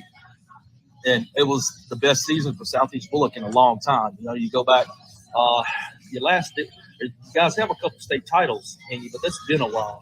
Talk about, what it's been like since you've been there the last couple of years to get some of that mojo back. Well, this last year was my first year at SCB, and won our first playoff game in 48 years. So we have 2 state titles in the 70s. Coach Fred Shaver, and we play on Fred Shaver Field. And when he retired, that was the last time they won a playoff game. So really, it started with these guys, the players, the senior class that's graduating, and these guys that are now going to be seniors. They all bought into it. We were really fortunate to build a really good staff. And it's just kind of everybody got on the same page really quick. So it was a combination of all that stuff. And every coach will tell you you're only as good as your players.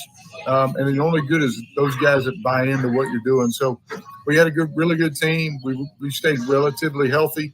They all bought in, and we just kept getting better each week. And so it was exciting, but now we're moving on to 2022. I'm really excited to see what we do as we take the next step.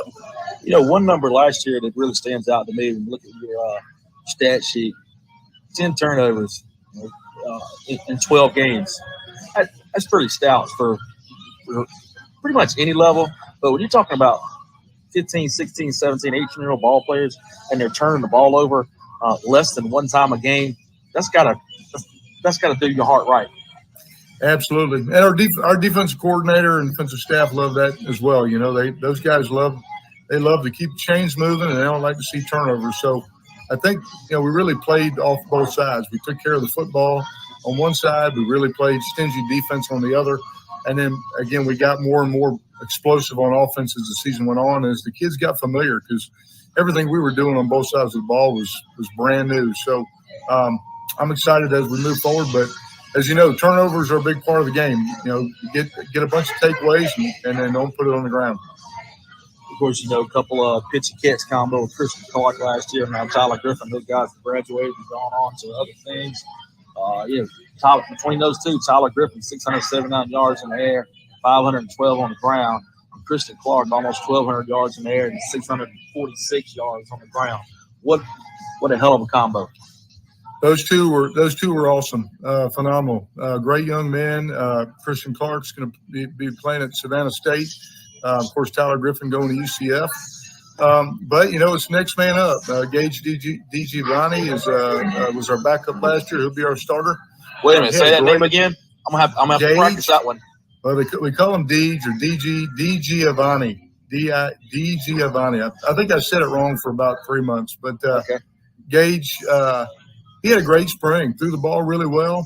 He's a starting pitcher for our baseball team, and we had a great baseball season. Played with a lot of confidence, a year in our system, so excited for him. And then offensively, Damari Kitchen, John Tavius Scott, Corey Wells, and a couple newcomers. We've got a couple guys from the basketball team out, so we're hoping those guys will help us kind of fill that gap and that void that Tyler Griffin, created with graduation. But those two are a big part of our offense, but now it's Gage's turn, and it'll be Keon Taylor at running back and A.J. Johnson be kind of a double hit combo there to kind of fill those yards in. Talk about some of your team goals, Colin and Quentin. I'm looking at what Coach Zito filled in here. Let's see how close they kind of match up with what Coach Zito filled in, because I know sometimes in spring ball, you're just looking to get as many drills and get as many guys going, get that footwork going, and get those skills back in versus talking about team goals. So this will be interesting to see how close they are to Coach Zito. Colin, if you had to pick one or two team goals, what would they be for this upcoming season? To win the region and make it past the first round. All right, Quentin. Raise the bar and make it past the first round. Okay, hey, y'all right on it. Word for word, compete in a higher class in a new region for a region championship, which we'll talk about that region a little bit. You guys realignments taking from 3A to 4A. Fans past the second round of the playoffs, continue to improve and raise the bar as a program. So, Coach Zito, if you gave them a message during spring practice about team goals, they heard you. They heard you. Awesome. Team philosophy. Let's see how close we are on this team philosophy. Quentin, and that's probably a trickier question than team goals, because team goals are like black and white. I mean, they are what they are. Team philosophy could be like, anything. What I say is, come together as a team, like brotherhood or whatever. Yes, sir. I hear you. All right, Colin. Like, just like he said, like everyone just plays for each other. It's not about me. It's about your brothers beside you. Well, hey, I got the most important thing: play team football. And then Coach Zito talked about. Coach Zito, fill us in on some of those other teams or the other pieces to your team's philosophy. Well, number one, it's team first. Get these guys to buy into each other, play for each other more than themselves. Both sides of the ball feeds off each other. Defensively, we want to be we want to be sound in everything we do. We're not overly complicated. We don't create new plays or new systems week to week. We want to be technically sound. We want to be fundamentally sound. We want to be physical. We want to play fast on offense. Tackle well on defense. Play good team football, and then be special on special teams. We spend a lot of time on special teams, and I really think it makes a big difference. And I think as we move into Class 4A and into a new region, that's part of the game. It may make a difference in winning a ball game here or there that maybe we wouldn't otherwise. One of the interesting things is whenever we get ready for a season at Richmond Hill or a big event like this, I always send out something similar to what you guys filled out, and we have fun with it during the season and during events like this. And one of the coolest things is you can find out a lot about a player is one that I'm going to hit y'all with when we get to the end of the show here in a little bit that you don't even notice coming up. That ought to be very interesting. But one that you guys filled in is what you like to do on Saturdays. And I should have clarified on this off-season Saturdays because, during the season, if I were you, I'd be laid out on the couch after a tough Friday night, just watching some college football or whatever. Just chilling. But anyway, but Colin, yours was working on cars in the yard. And at first, I got this picture in my mind of these cars on blocks in front of the house. And you and whoever else working on cars in the yard. Talk about that a little bit. How long you been working on cars? Since I was like 4 or 5 years old. Like my dad works on cars. He knows like everything about a car. We used to own like race cars and go like dirt track racing down in Pooler before they closed the racetrack. So okay. I've been working on cars since I can remember. Ever get a chance to race? Nah, he wouldn't let me. He told me to focus on sports first. Yeah. Sometimes, yeah, I hear you. Hey, it's not a bad idea. Hey, Quentin, hitting the weights. No, wait a minute. Okay, yeah, that's right. Hitting the weights, going to the gym. I see what that's certain. You about to rock somebody up. You got to. Now, how long? When did you first start hitting the weight? And folks, listen, everybody watching this, that does not mean that Colin Jackson is not hitting the weights big time. That's not what I'm saying. Okay, don't get that. Some people have misunderstood that in the past, and they've not like seriously complained, but they've given us a hard time about it. But wouldn't you, blah blah blah. Anyway, I'll leave that there. But how long you been hitting the gym seriously, Quentin? Really, I started in 6th grade, and then I really started hitting the gym when I got 9th grade year of high school. Yeah, Coach Zito, that's a big time part. I can remember when I moved to South Georgia. My first teaching job was at Bradwell Institute. And at that time, they had just gotten off of 2 0-win seasons. And I knew, look, I grew up a Georgia fan. All my family's from Georgia, but we were transferred to South Carolina. And I broadcasted high school football in South Carolina for years until I moved here and then picked up Richmond Hill. So I knew that the football here, the high school football here was great. So I get ready and I go to the first ball game. Bradwell Institute, a big 6A program, playing tiny old 3A Liberty County. At that time, I think they were 2A. This is 6 years ago.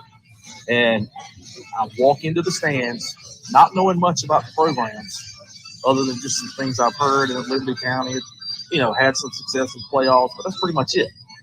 I walk into the stands, and I take one look at the teams warming up, and I was like, that team over there is going to beat the living you-know-what out of this team. And I was pointing at Liberty County. They were going to beat because the guys in the Bradwell uniforms they didn't even fill out their uniforms. And sure enough, that happened.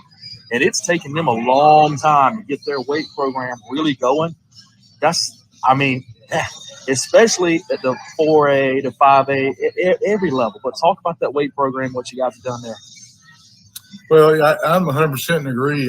That's the backbone of really any program, any sports program, but certainly football in the state of Georgia, South Georgia. If you want to be physical, want to be good tacklers, you want to dominate the line of scrimmage, it starts in the weight room.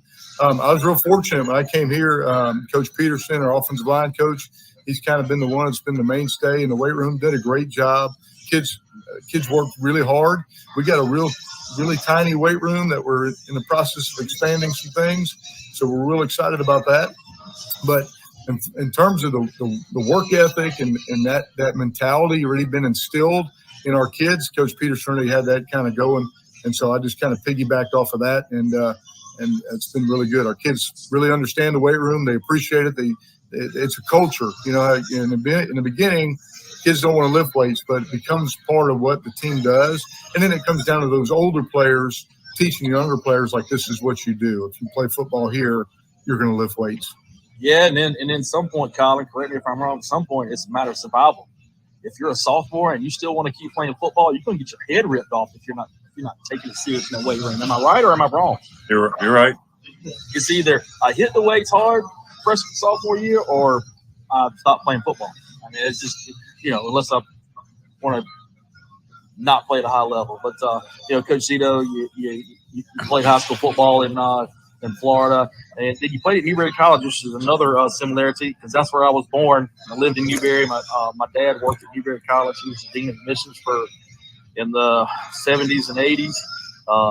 Worked with a guy named Glenn Cumby, which went on to be the national scouting coordinator for the Tennessee Titans. Which some great stories there with Newberry College. So that's another similarity all of us have. But yeah, he spent a long time coaching, 24 years, 18 as a head coach down in Florida, and some years up here in Georgia, North Forsyth, Pacula, Ola, of course, now in Southeast. Talk about some of the things that you've taken from those experiences, especially starting your coaching career in Spruce Creek, Florida, to where you are now in Southeast Bullock. Absolutely. I've been a lot of places, been a lot of really great places, been lucky, fortunate, have had a lot of really good players I've got a chance to coach and been around some really good coaches that everybody has a different spin on things. So you try to take a little piece of everything along the way. Started my first coaching job actually was at Lake Brantley where I played, and my first head job was at Spruce Creek right there at the beach. I was a young head coach. I think I was 26 years old. It was a large school in Florida. Took some lumps. I always joke my first year as a head coach, we were 0-10. So I thought I knew everything, and I figured out I knew nothing. Good news was 2 years later we went to the quarterfinals, and that was a school record. And had a chance to come to Georgia, and after the 2005 season, be with Bill Stewart at Etowah High School. When Bill was the head coach there, he's now the head coach at North Gwinnett. And I've kind of just the journey's taken me a bunch of different places for different reasons. All great schools. Every place I've been, we had the opportunity to be a playoff team, and some exciting wins and some really good kids. I believe God puts you in a place for certain reasons, and my family and I really love Statesboro, and Southeast Bullock is our home now. So we're excited to be here, but going on year 25, which is hard to believe. Sometimes I feel like I'm still the young buck, and I realize I'm not. But it's just a really good place. Good people, good kids. I think our program's going to really, the next couple of years of growth that they're talking about in the Brooklet area, I think we're in a great spot to explode. Let's talk about the new region. You guys moving from 3A to up to 4A in the latest GHSA realignment. Shakes a lot of people up. Takes a few folks down a slot, a few folks up a slot. That's what's happened to you guys. You'll be in 3A now, and your region is going to be made up of New Hampstead, Benedictine, Wayne County, Burt County, and, of course, you guys. So not an easy region. No, not an easy region. I think Islands is in that group too. That's right, Islands. Yeah. It's going to be. Listen, it's going to be really competitive. Which, for us, for me, and for us, our team, I think it's a good thing. I think at the end of the day, for all athletics, it's going to be a good thing. It's going to be more competitive. It's going to be tougher, but I think it's going to get you more playoff ready, and it's going to force people across the board to prepare their teams at a higher level. At the end of the day, it's about getting to the playoffs, and then once you get there, it's about starting that second season. So sometimes you can go through maybe an easier schedule, and you get to round one, and you have a rude awakening because you face a real bear. And I think just talking to our guys, we're ready for the challenge. We know it's going to be harder, and there's going to be some bumps along the way and some challenges we're not ready for yet. I'm hoping it makes us more playoff ready come game 11, and if it does, I think it'll all be worth it. All right, and so Colin, going from working on cars in the yard to your favorite food is crab. That's like if my favorite thing to do is working on cars, I think my favorite food would be like chuck steak or something like that. But when did you fall in love with crab? You like the crab legs or what? The crab legs, yeah. Oh, I don't know. I first had it when I was like 7 or 8. After that, I was in love with it. It don't aggravate you all the work you got to do to crack it. Okay. Quince does the same thing. He's like, yeah, give me them crab legs. You got to put the butter on it. Yes, yeah. I don't know. Crab legs is too much work for me. If somebody can sit there and crack them for me, I'll eat them all day. But anyway, and Quentin, just straight up burgers. What's your favorite burger? What you like to put on it? Fries. On the burger? Yes, sir. On the burger? Okay. All right. Yes, sir. And just decorate it, make it look right. Decorate it? But what, like parsley? Lettuce, tomatoes, anything. All right. You like to put some steak sauce on your burger or anything out of the ordinary? No. Okay. I'll tell you what. I'm gonna give you a little hint. Next time you go somewhere and they got a blue cheeseburger, you got to try it. Oh my goodness, you got to try it, man. Awesome. Yes, sir. We're gonna round things up here in the next couple minutes with you guys. Coach Zito, when you move into spring season and you know the end of that road is your spring game, you usually have some goals, or they might not be written goals, but they're things in your mind, your staff's mind. Hey, this is what we want to see. This is what we want to accomplish. This is what we want to feel like. This is what we want to see on our depth chart by the end of spring practice. Do you feel like you're there after? Yeah, we actually met as a staff yesterday for about 2 hours and actually worked on a depth chart based on the spring. And I feel like we're, our biggest issues were, you want to fill the holes that you have from graduation, and you want to create more depth and more competition, especially as you move up. Depth is going to be more of an issue as we move into 4A than it was probably in 3A. And we feel like we did. We feel really good across the board between some young guys stepping up into the varsity level, of course, our returning guys. And then, like I said, we probably got, 7 or 8, at least 7 or 8 guys that were not playing football last year that were in the hallways that came out that I think really helped our athleticism, especially at the receiver and defensive back position. So we're excited about that. Again, everybody feels really good right now, and then you go game one and really get a true evaluation on a Friday night. That may be a little different story, but for right now, going into June, we feel pretty solid as a staff and where we're at. And I'm going to ask you this question. You just touched on something. You've been in the high school coaching business for 20 plus years. There's a lot's been said about today's generation of kids, and I don't want to get into which one's better and which generation is more hardworking or blah blah blah. But you could almost quantify it as a fact that there are more kids growing up now today that aren't involved in athletics simply because of the devices that they keep them busy so much in their hands. And as they're growing up, they just lose that touch with it. How challenging has that been? You just talked about some guys that maybe weren't playing at Southeast Bullet and that are playing now. Well, I think kids today in general have so many things, to do that we didn't have to do when we were younger. There's so many more options. So, and the other thing I think, what we did with with kids at SCB is we went and talked to them, and found out, we asked our players, hey, who's not playing that should be playing?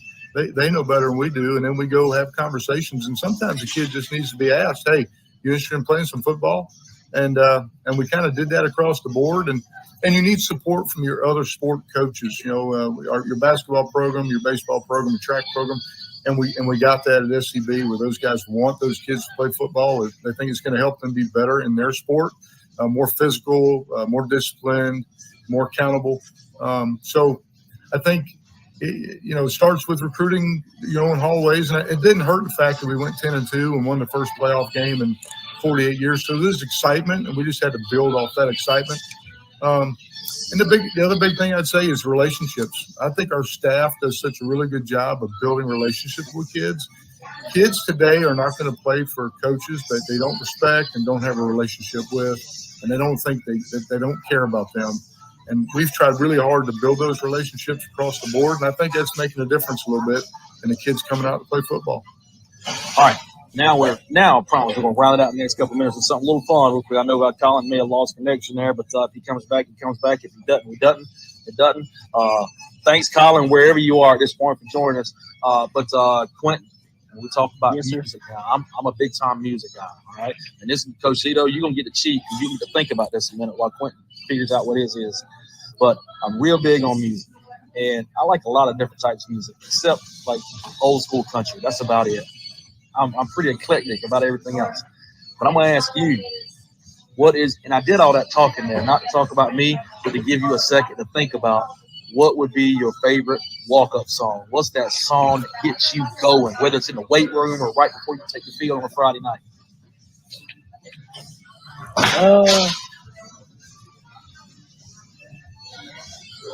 It's the song off of Remember the Titans. Okay. I can't remember. Talking about the song where they're doing the thing. Okay. All right. Okay. I know what you're talking about. We might, when we do this editing next week, we might pipe that song in here. All right, I hear you. All right, Coach Cito, you had a little time to think about it. What would yours be? Well, I think this is just because a couple different places I've been that would play this when we came out. We started playing it a little bit this year. Is that "Bring 'Em Out" song? Bring 'em out, bring 'em out. Bring 'em out, bring 'em out. Yeah, kind of gets the kids excited. To me, I'm not really listening to music, but whatever gets our kids excited and the people in the stands fired up to get our kids fired up, as long as it's clean music, I'm good with it. And that's the name of the game. Get our kids ready to play. I'm happy. Awesome. Hey, well, Quentin and Coach Cito and then Colin, wherever he is, thanks for joining us. And I'll be talking to you guys soon. I know I will. Look for, who knows, like I said, we might be doing some coaches shows with you guys in the fall. But thanks for joining us on the inaugural Southeast Georgia Low Country Radio Spring Football Night. Thanks, Quentin. Thanks, Coach Cito. Good luck. Have a good break. We'll talk to you soon. Thank you, Charlie. Appreciate your time. Appreciate you having us. Look forward to next week. Go Jackets. Raise the bar. So, if you need that carburetor fixed or the phalange taken out, just drop off your car in Brooklet at the Jackson House. Well, our next team needs no introduction. 4 state titles, 11 region title, and 8 state title game appearances.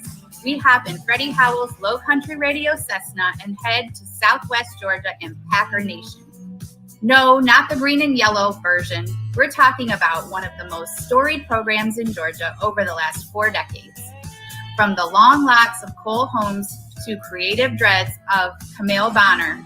After the break, out of Region 1 at 7A, it's the Colquitt County Packers under the tutelage of new head coach Sean Calhoun.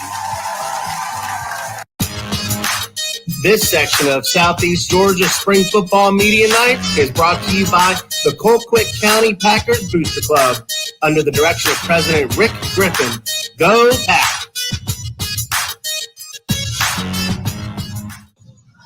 What's going on, Southeast Georgia high school football fans? We're back on the inaugural Low Country Radio Spring Football Southeast Georgia Media Nights. And we are almost at the end of our show. And we're going to talk to some Colquitt County Packers because I know there's some teams around the new region that's formed after the realignment, Richmond Hill and Camden County, that's also going to be on this show that they want to hear from Colquitt. I know you guys are going to want to hear from them.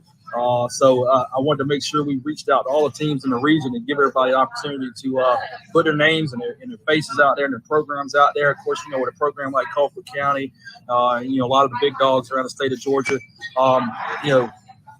you're not always begging for publicity. A lot of times it's going to be there. But I really and I truly appreciate this week. I really and truly appreciate you guys taking the time to join us over the Low Country Radio all the way over there in Richmond Hill, Savannah. Who are those guys? But Coach Calhoun, first I want to say thank you for joining the show. Thank you very much for having us. We're very excited to be here. Well, hey, let's get right into it. Spring football. Coach Calhoun, every program, every coaching staff, when they get ready, you get ready. Now, I know this is your first year there, but I'm just talking about in generalities here. As soon as the football season ends in November or whenever that season ends, some coaching staffs, they go right back to that drawing board. They start, he's gone. Okay, let's start putting together a mock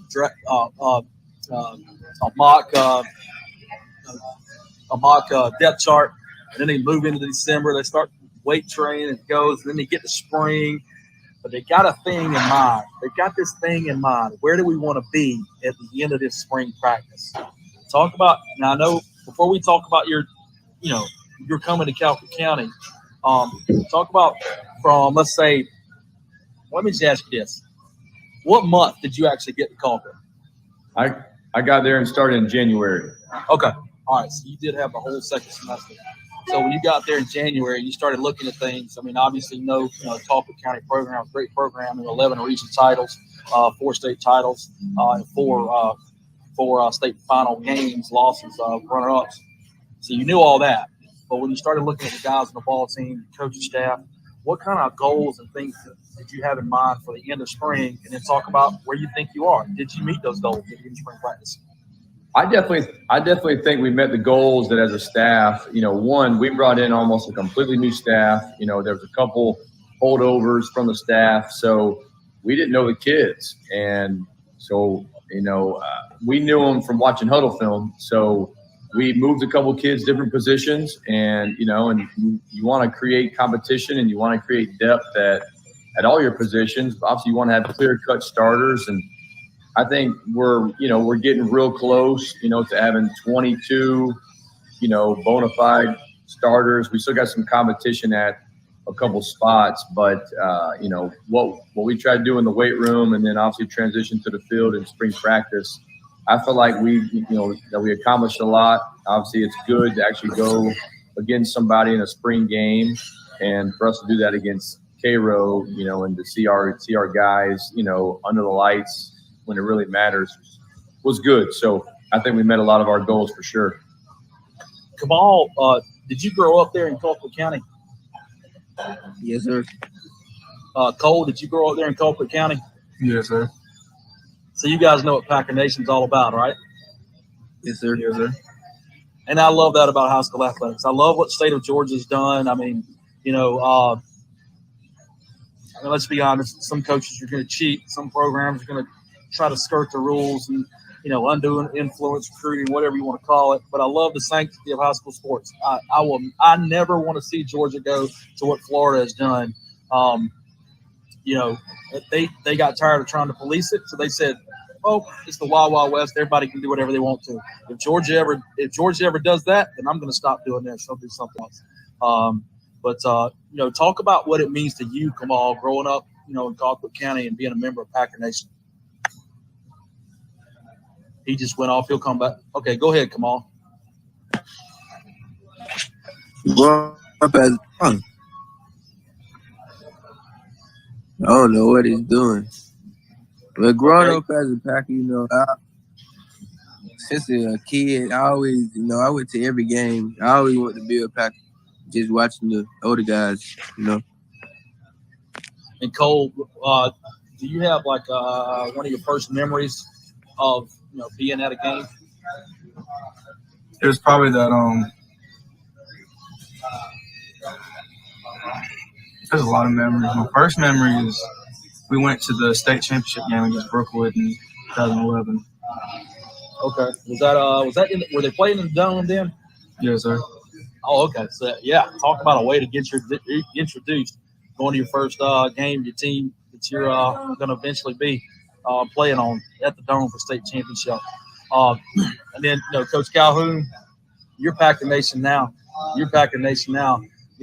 Talk about your, you went over to Vestavia Hills, which I think I mentioned this to you back and forth via text, email. That my brother and his wife and their kids, they live over there in that Vestavia Hills area. So I know that's a great area and a great school system. I know that program fairly well. Well, I don't know the football program very well, but I know what their school system is like.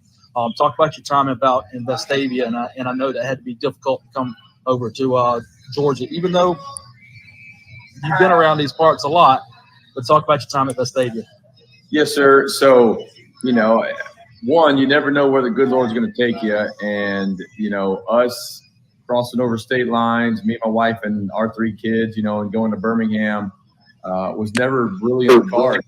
It's something that just kind of fell in place. And we went over there, and Birmingham's a really cool city. We were at a great school, and I was actually replacing a head coach who had been the head coach for 43 years. So, I was following the legend there, and which was fine. And our time was great. And to be honest, if this job hadn't come open, we'd still be there. And, and we were really enjoying our time. And it's not that we were looking to leave. It was just one of those things where Colquitt County calls you, you definitely listen. And, so we talked about it as a family and prayed about it, and football-wise and family-wise, Moultrie, Georgia is exactly where we want to be. So accepted the job, and, I'm excited to be a part of that Packer Nation for sure. Of course, you spent some time at Carrollton High School. Like I said, you're no stranger to high school football in Georgia. Collins Hill, you graduated from Valdosta State. Then you went up north and you got cold. How in the world? You were a GA at Northern State University in South Dakota. Number one, how did you end up there? And number two, how in the world did you deal with that god-awful cold? All right. So great question. My wife is actually laughing in the background. So my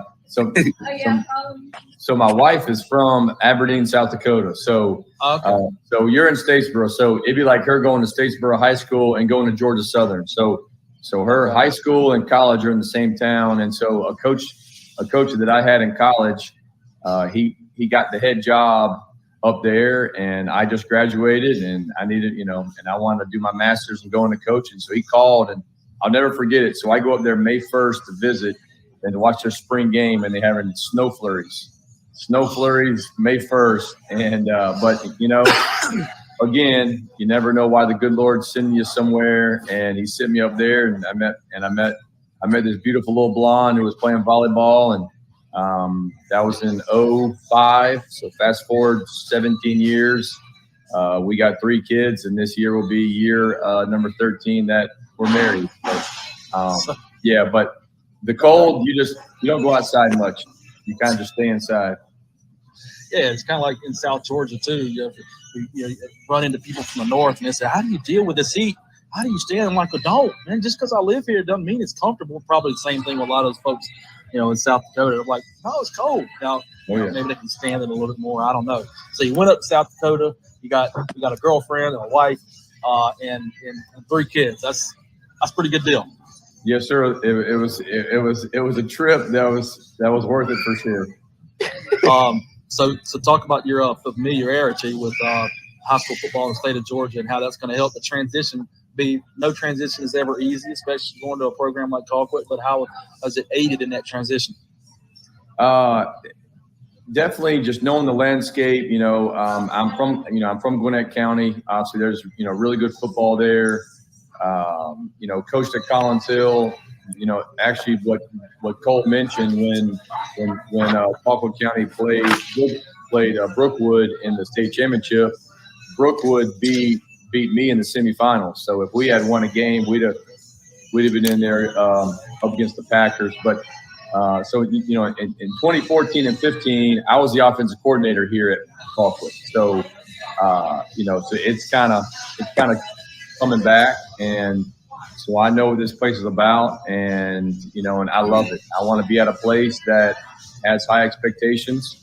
I want to be at a place that cares as much as it does about football and and the football players and the Packers. So excited to be around, and obviously we're in a very tough region.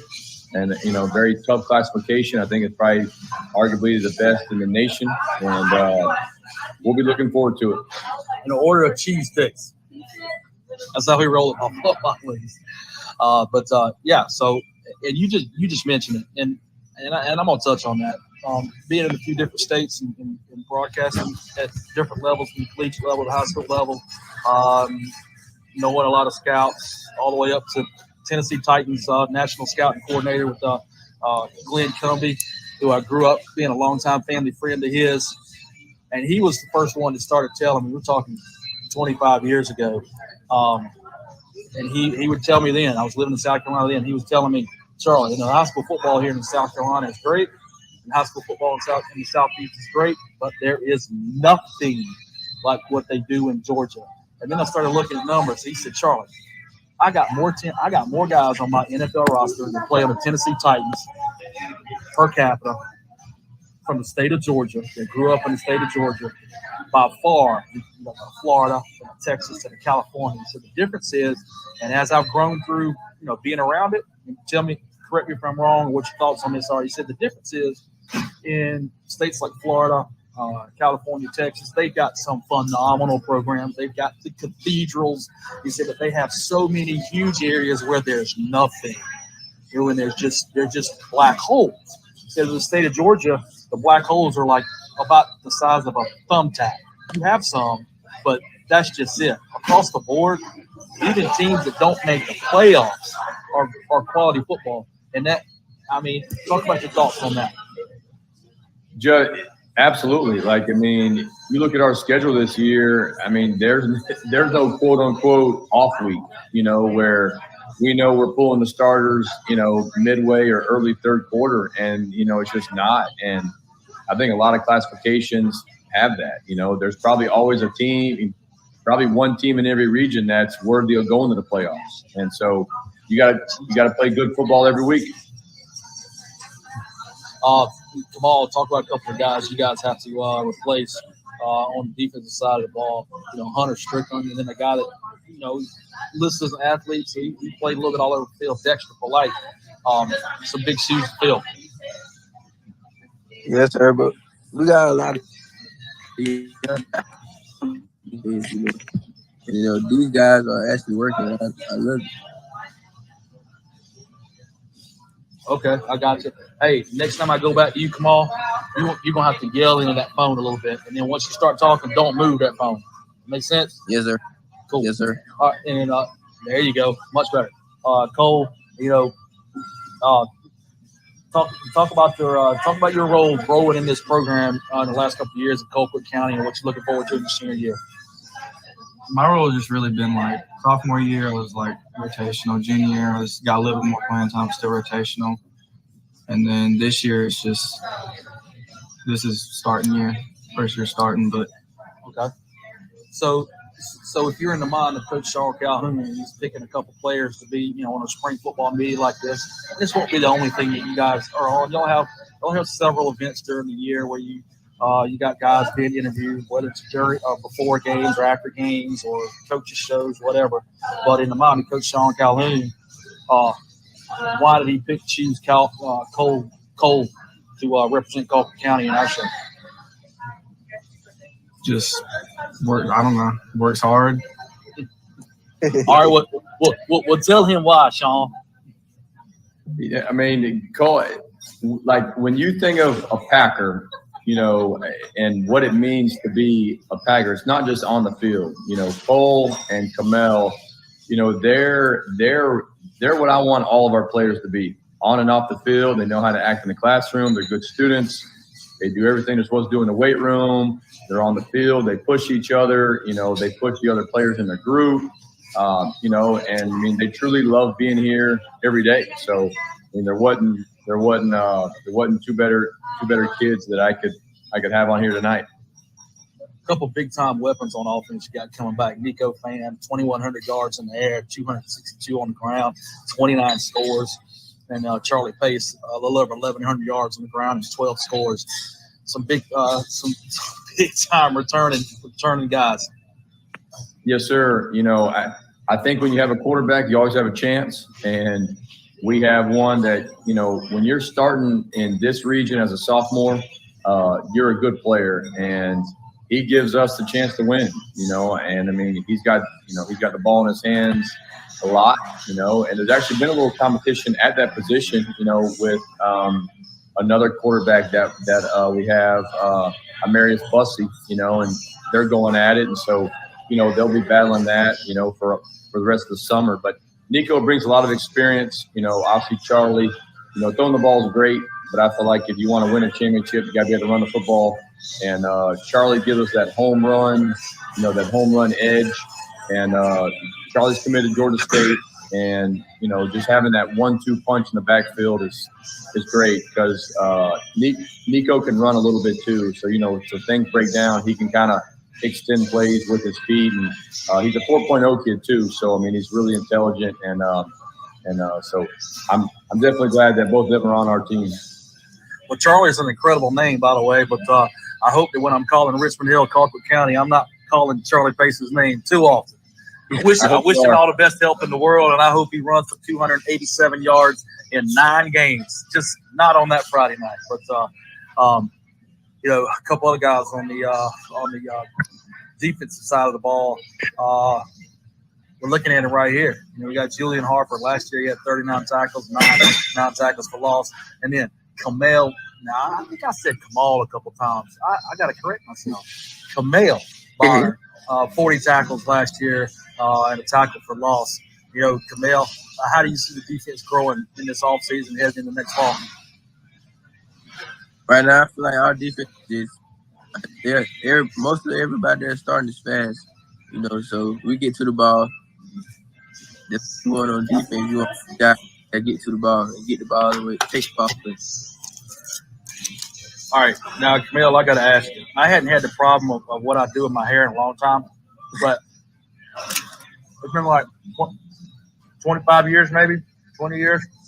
But do you have to do anything to your hair in the morning? And Cole, same thing, man. Look at long locks. Camille, do you have to do anything special to your hair in the morning, or is it just kind of get up and roll with it? I just get up and roll with it. All right. Then Cole, man, I mean, I guess the long locks like that, you just kind of do like that, and it's all good, or what? Yeah, just roll with it. Just roll with it. I see, Cole, you're chicken pasta guy, huh? Yes, sir. That's pretty good. So you get your protein and your carbs in there. I know Coach Calhoun felt like that. You know, Camille, you got some teams that are looking at you at the D1 level: Wake Forest, Georgia Tech, Memphis, and Arkansas. How do you balance that with being a high school kid? The most thing that my recruiting is, I want to that I can just be close with, you know, build a relationship. Mm-hmm. Yeah. You know, Coach Calhoun has got. I know I'm going to finish my bite. Coach Calhoun is. You know, when you come back over to the state of Georgia, and you got a lot of guys like that, that's great. But it also comes with a lot of pressure. That's got to be a tough balance in the Calhoun household. Yes, sir. But you know, my wife knows what she signed up for. You know, and I mean, she's a fantastic coach's wife, and you got to have one. You know, doing my job. My son and my 2 girls love it. My son's at practice all the time.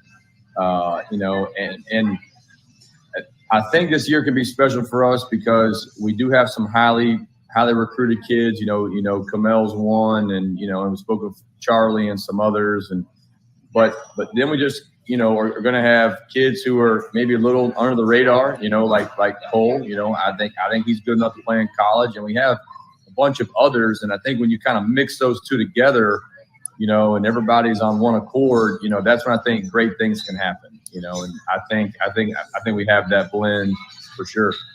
Yeah, I'm gonna tell you the impression that Cole gives me. Cole gives me the impression of, laid back guy, likes country music, he likes chicken and pasta, likes hanging out with his girlfriend on Saturday, just rolling with it, hanging out on the tailgate of the truck or whatever, and the long locks just flowing. But then on Friday night, the beast comes out, and I mean, he's got his toes curled, he's just ready to roll. Am I right on that, Cole? Pretty accurate. Okay, see, that's the right answer too. Pretty accurate. That's it. Perfect.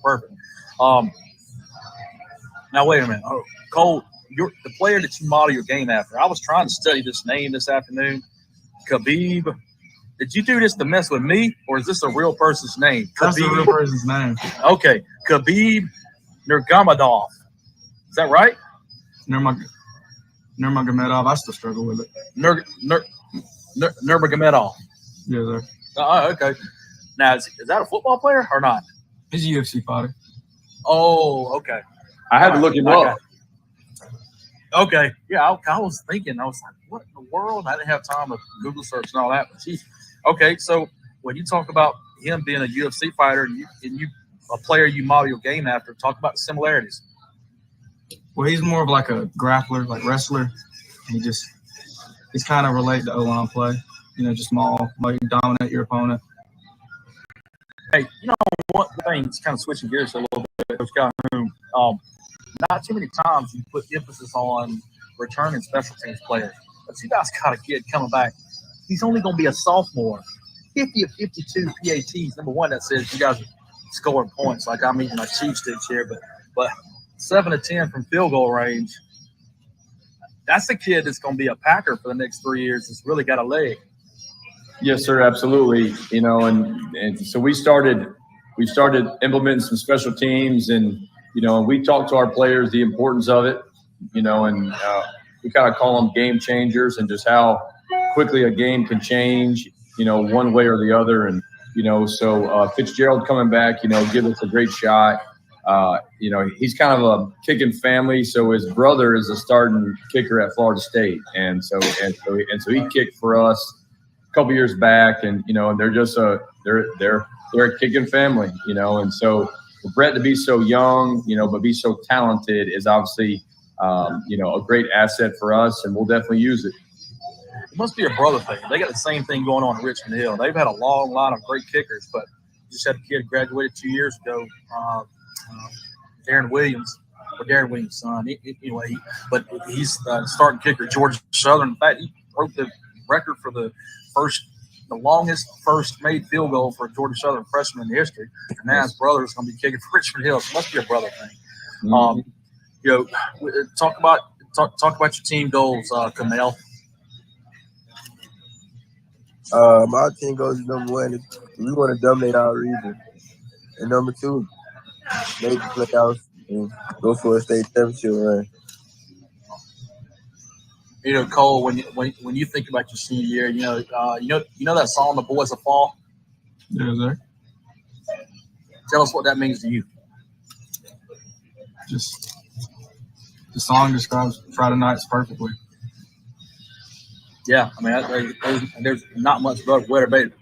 That's what happens when I'm drinking my Diet Pepsi, even seeds at the same time trying to talk to you guys.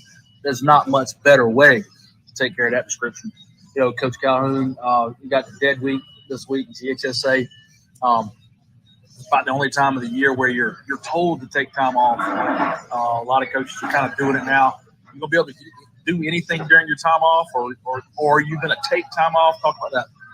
Yes, sir, absolutely. And we actually talked to the team today, to definitely get away, disconnect a little bit, mentally and, physically, if you can. So, this is the week that me and my family, because obviously, we work around our schedule, but we'll head to the beach on Saturday after our high school graduation, and, and just enjoy some good family time, and, and then I'll be excited to get back going on Monday. I think that's June 6th. So we have I think like 10 days off, which the players need. I mean, they've been grinding since January, and and then we just did spring practice. So I mean, they deserve some time off.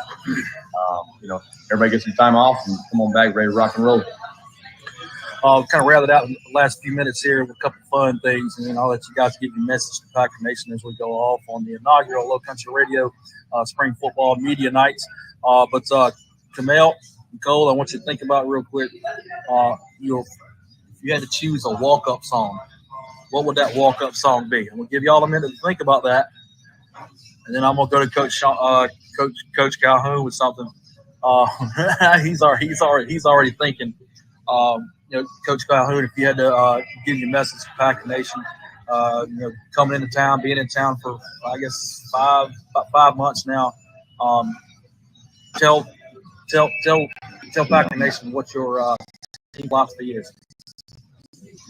Our team philosophy is we're going to play fast, we're going to play focused, and play physical. I mean, that's what we do, and that's what we do down here in Colquitt County. Is you're going to know you played us when the game is over. We're going to run, we're going to strike, and we're going to be physical. And we're going to try to make this community proud every time we go out there, and we're going to try to win every game. I mean, everything we do is to win game 15.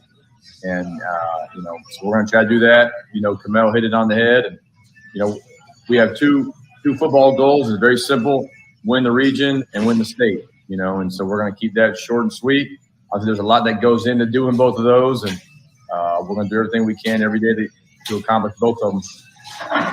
All right, Kamel, you've had a little bit of time to think about it. What's that walk-up song going to be? I think I'm going to go with Meek Mill, Dreams and Nightmares. Field Dreams and Nightmares. Okay, I don't even know what that is, but okay, sounds pretty cool. Sounds like something to be ready to rock and roll on a Friday night. I'm not good with names of songs, so it might be a song I love. I heard a lot. I don't know. Anyway, Cole, what about you?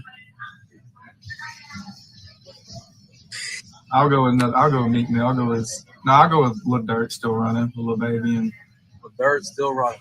All right, now, Coach Calhoun, you didn't think I was going to let you go that easy, huh? No, sir. Song. Well, okay. All right. We rolling. We rolling. My walk-up song, y'all probably haven't heard it, but I'm gonna go a little dubstep. All right, it's called Tsunami. So if y'all hadn't heard that song will get you hyped. So all right, I may have to add that to our software a little bit. Dubstep. Do it, please. Tsunami. All right, Cole, Kamel, does that surprise y'all at all? Y'all had some time to get to know Coach Calhoun. A little bit. Cole's like, I don't know. Cole was holding it all in until let's see, August 5th. Week 1. Yeah, week 1, Deerfield Beach at 5 o'clock on August 20th, and his hair's gonna be on fire. That's what Cole's doing. Cole's killing. But come on, Kamel and Cole, I'm gonna let y'all round things out here. Kamel, your message to Packer Nation. My message to Packer Nation is we're definitely coming better than we were last year, and we got something coming for y'all. All right, Cole. Expect special things. Nothing less. Short, sweet, and simple. I like it. Coach Calhoun, thanks for joining us. Cole, Kamel, thanks for joining us on the inaugural Low Country Radio Spring Football Media Nights. This won't be the first time we talk to you. We like to do a lot of fun things with our weekly coaching shows with Matt Lazat. So, and then we'll see you on a Friday night in October, I think. But looking forward to following you guys. And but again, Coach Calhoun, Cole, Kamel, I really appreciate you guys taking the time to join us. Yes, sir. Thank you very much for having us. Go Pack. All right. And as we say in Richmond Hill, build the hill. We'll see you guys later. All right. Have a good one, guys. Man, Packer Nation black and yellow style is ready to roll. I agree with Charlie Moon. Cole seems like cool, calm, collected Monday through Thursday. And Friday night, time for the war paint. And Kamel just might be doing a lot of that Remember the Titans dance. Making our way back to the coast, we round things out with our Low Country Radio flagship, the Richmond Hill Wild. Just 3 years removed from a near-state title appearance, looking to build on statewide prominence. We hear from head coach Matt Lazat and a couple of his guys. Veteran Monty Green and up-and-coming cat, they call him B-Mac, Brandon McDonald. The Cats win big, and so should you. For 13 years at Exclusive Engravings on Ford Avenue, Chris and LaShonda Hartley have a wide range of gifts, trophies, executive awards, home accessories, custom apparel, and more. A veteran-owned business, Chris and LaShonda have served our country, and now they're ready to serve you. Trust local, shop local. Stop by to see Chris and LaShonda today. And oh yeah, Chris is a proud Batesburg-Leesville High School grad in South Carolina, just like Charlie Moon and longtime Richmond Hill teacher Sarah Goldrick.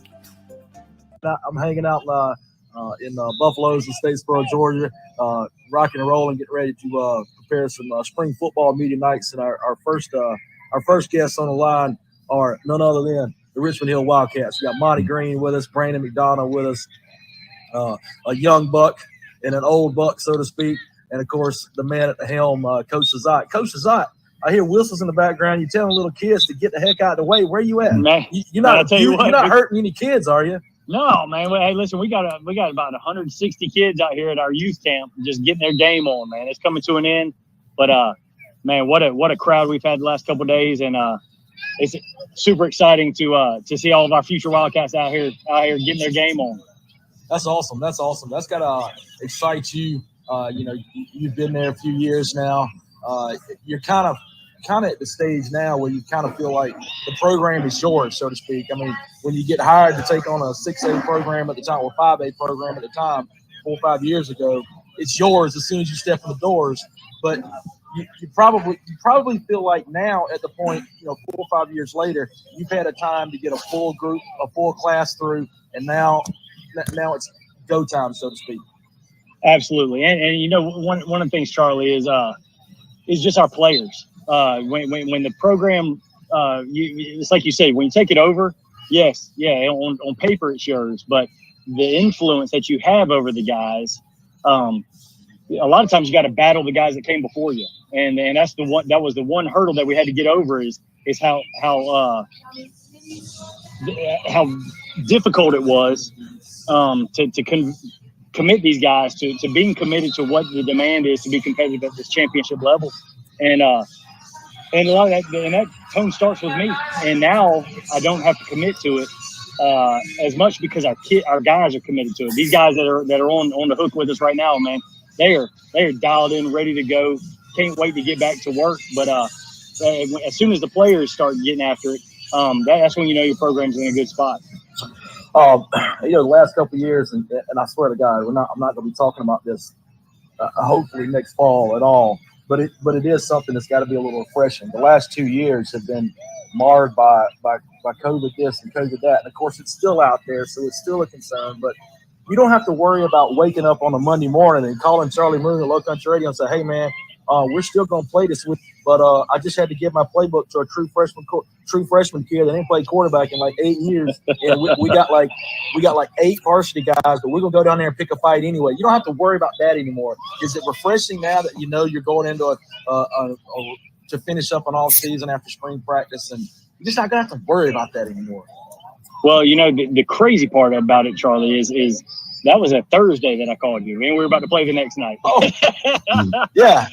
And so and this is the thing too is back in the summer of 20, there was so much uncertainty. I mean, me, Joe, and Joe Scott and Tony Lazat were we were up here from 6:30 to about 4 o'clock every single day. We worked longer in the summertime than our teachers do during the school year.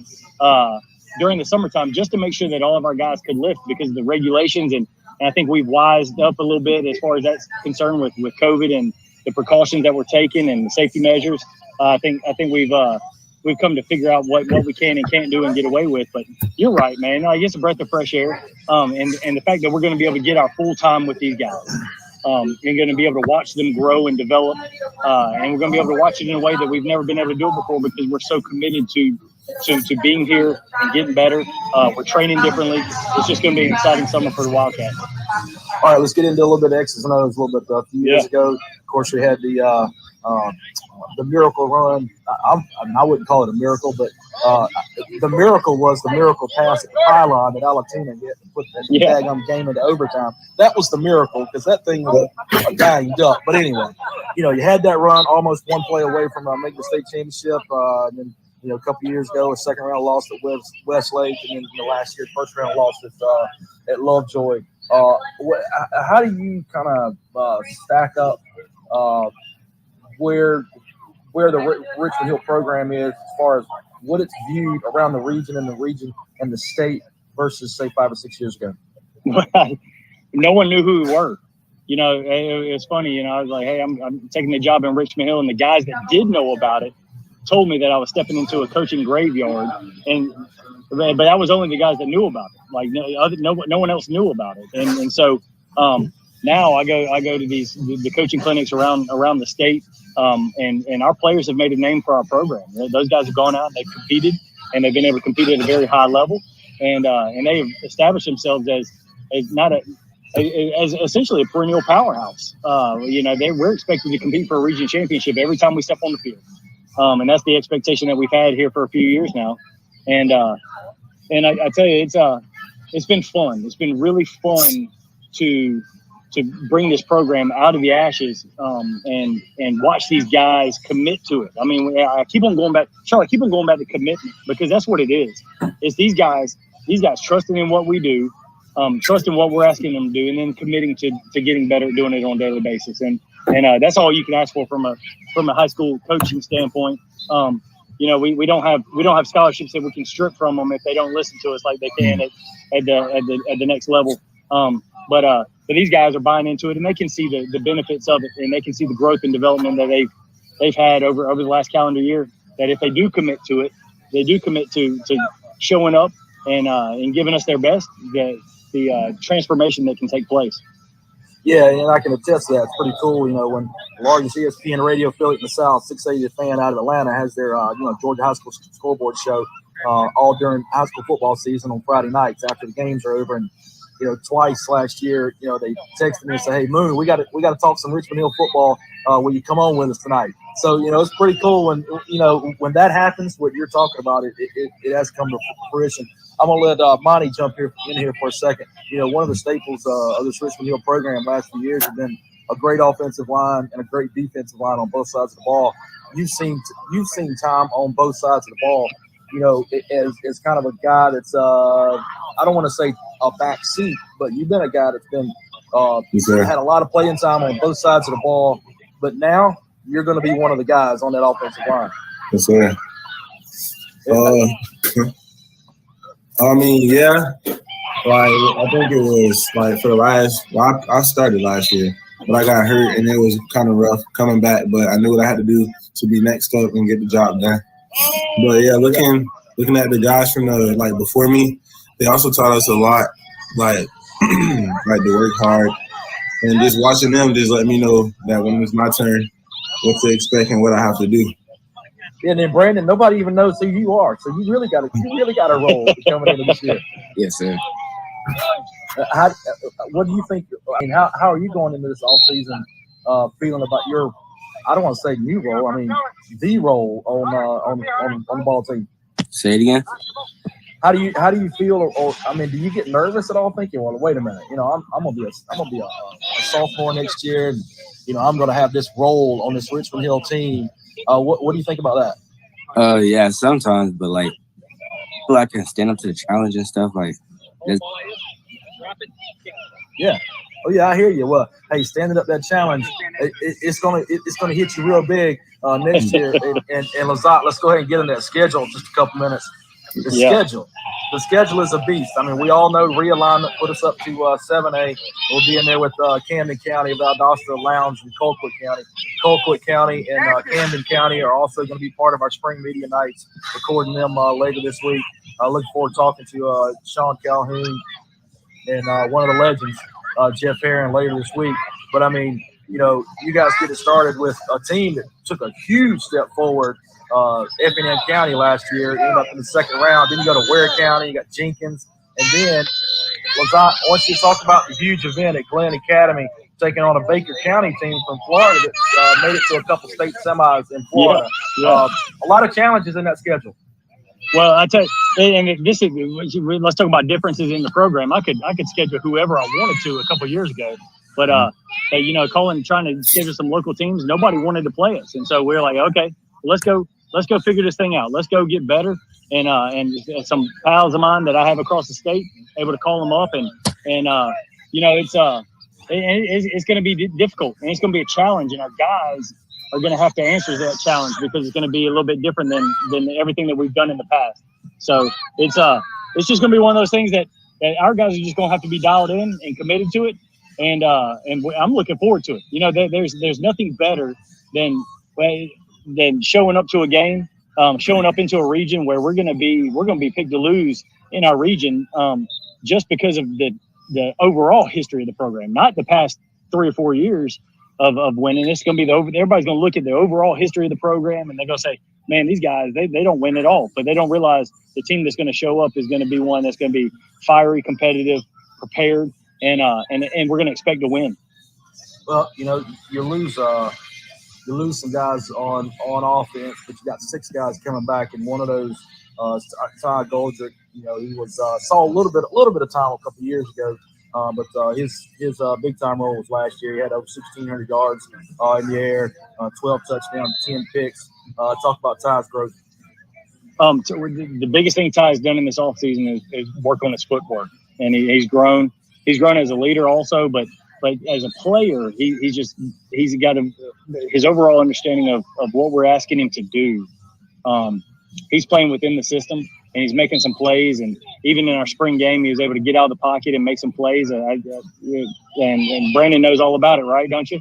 Him getting out and staying and keep working. And so our guys, where last year they didn't have to, there wasn't too much scrambling or extending plays.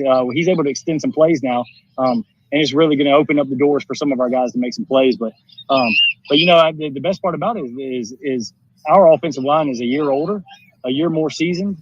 Essentially, all of the guys coming back have played some version of varsity football significantly in the past year, and so it's not going to be rebuilding. It's just going to be reloading up there, and these guys just continue to get better and allow him the opportunity to sit back there and work. Yeah, it was funny during baseball season. Ty Goldrick had two stolen bases, and Brock and I would give him a hard time on the air. We call it, that's like Ty Goldrick. You better check to see if it's snowing here on an April night. Because Ty Goldrick just got a stolen base. But I always stood up for him. The man's got hops over there at first base. He's saving some throws from Lake Finley and Ethan Fuller. And I used to always pick on it. We used to always give him a hard time by the speed. I was like, yeah, but he's got good feet over there at first base. And you just talked about it. You didn't know I was going to say that. But anyway, so it's interesting to mention that. On the defensive side of the ball, you really got a lot of guys to replace. Like you got the Dobson brothers over there. And you got Nick Bliss that's going on to play football at Mercer. But you got some big shoes to fill on defense. Well, yeah, and this is it. I think the guys that are going to be playing this year are going to play just as hard, if not harder, than any of the guys that we lost. And that's the reality of it. I know these guys on this film know that. We started with a little bit more of an edge in December, disliking the outcome of the Lovejoy game, and our guys showed up and they were pissed, man. They were pissed and ready to go. And as soon as we got back after that game, we started preparing, and these guys have been preparing with a little bit more of an edge than our last senior class did. And so I'm excited to get these guys out there and let them go. It's our back seven on defense. We're essentially rising sophomores in spring, and then we got some other guys sprinkled in up front that have some playing time. But man, it's going to be an exciting year. It's going to be exciting to watch these guys grow because they still are so very young. That the sky's the limit if they continue to buy into the process and grow and develop. It's going to be a good year. It's going to be a fun year to watch these guys go get it. I know you only got a couple minutes left, Coach, and I told Monty and Brandon I'm going to keep them on for a few minutes to talk about some fun stuff for them, like chicken Alfredo, and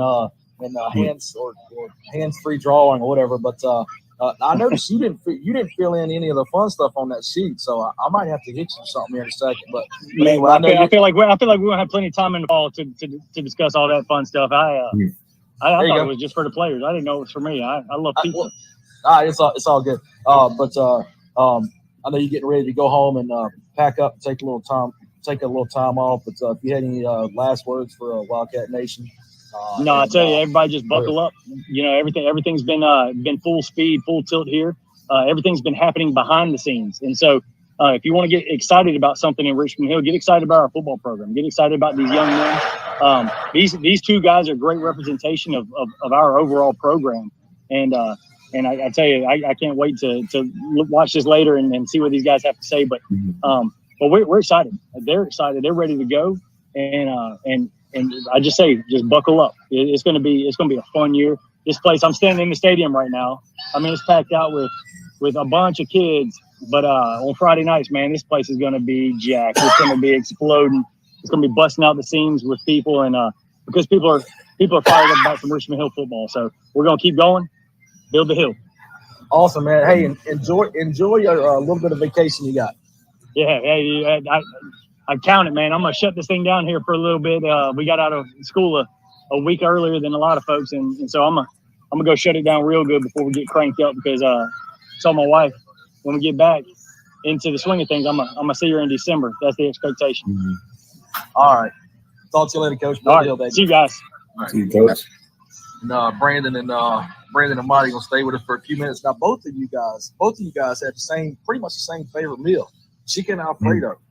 Yeah. Yes, now, is that something you like? Is it like your favorite restaurant you like that at, or do you like it when somebody at the house cooks it, or talk about that? Yeah, really either or. Either or. How about you, Brandon? It don't really matter. Like, I just eat it. It's my favorite food.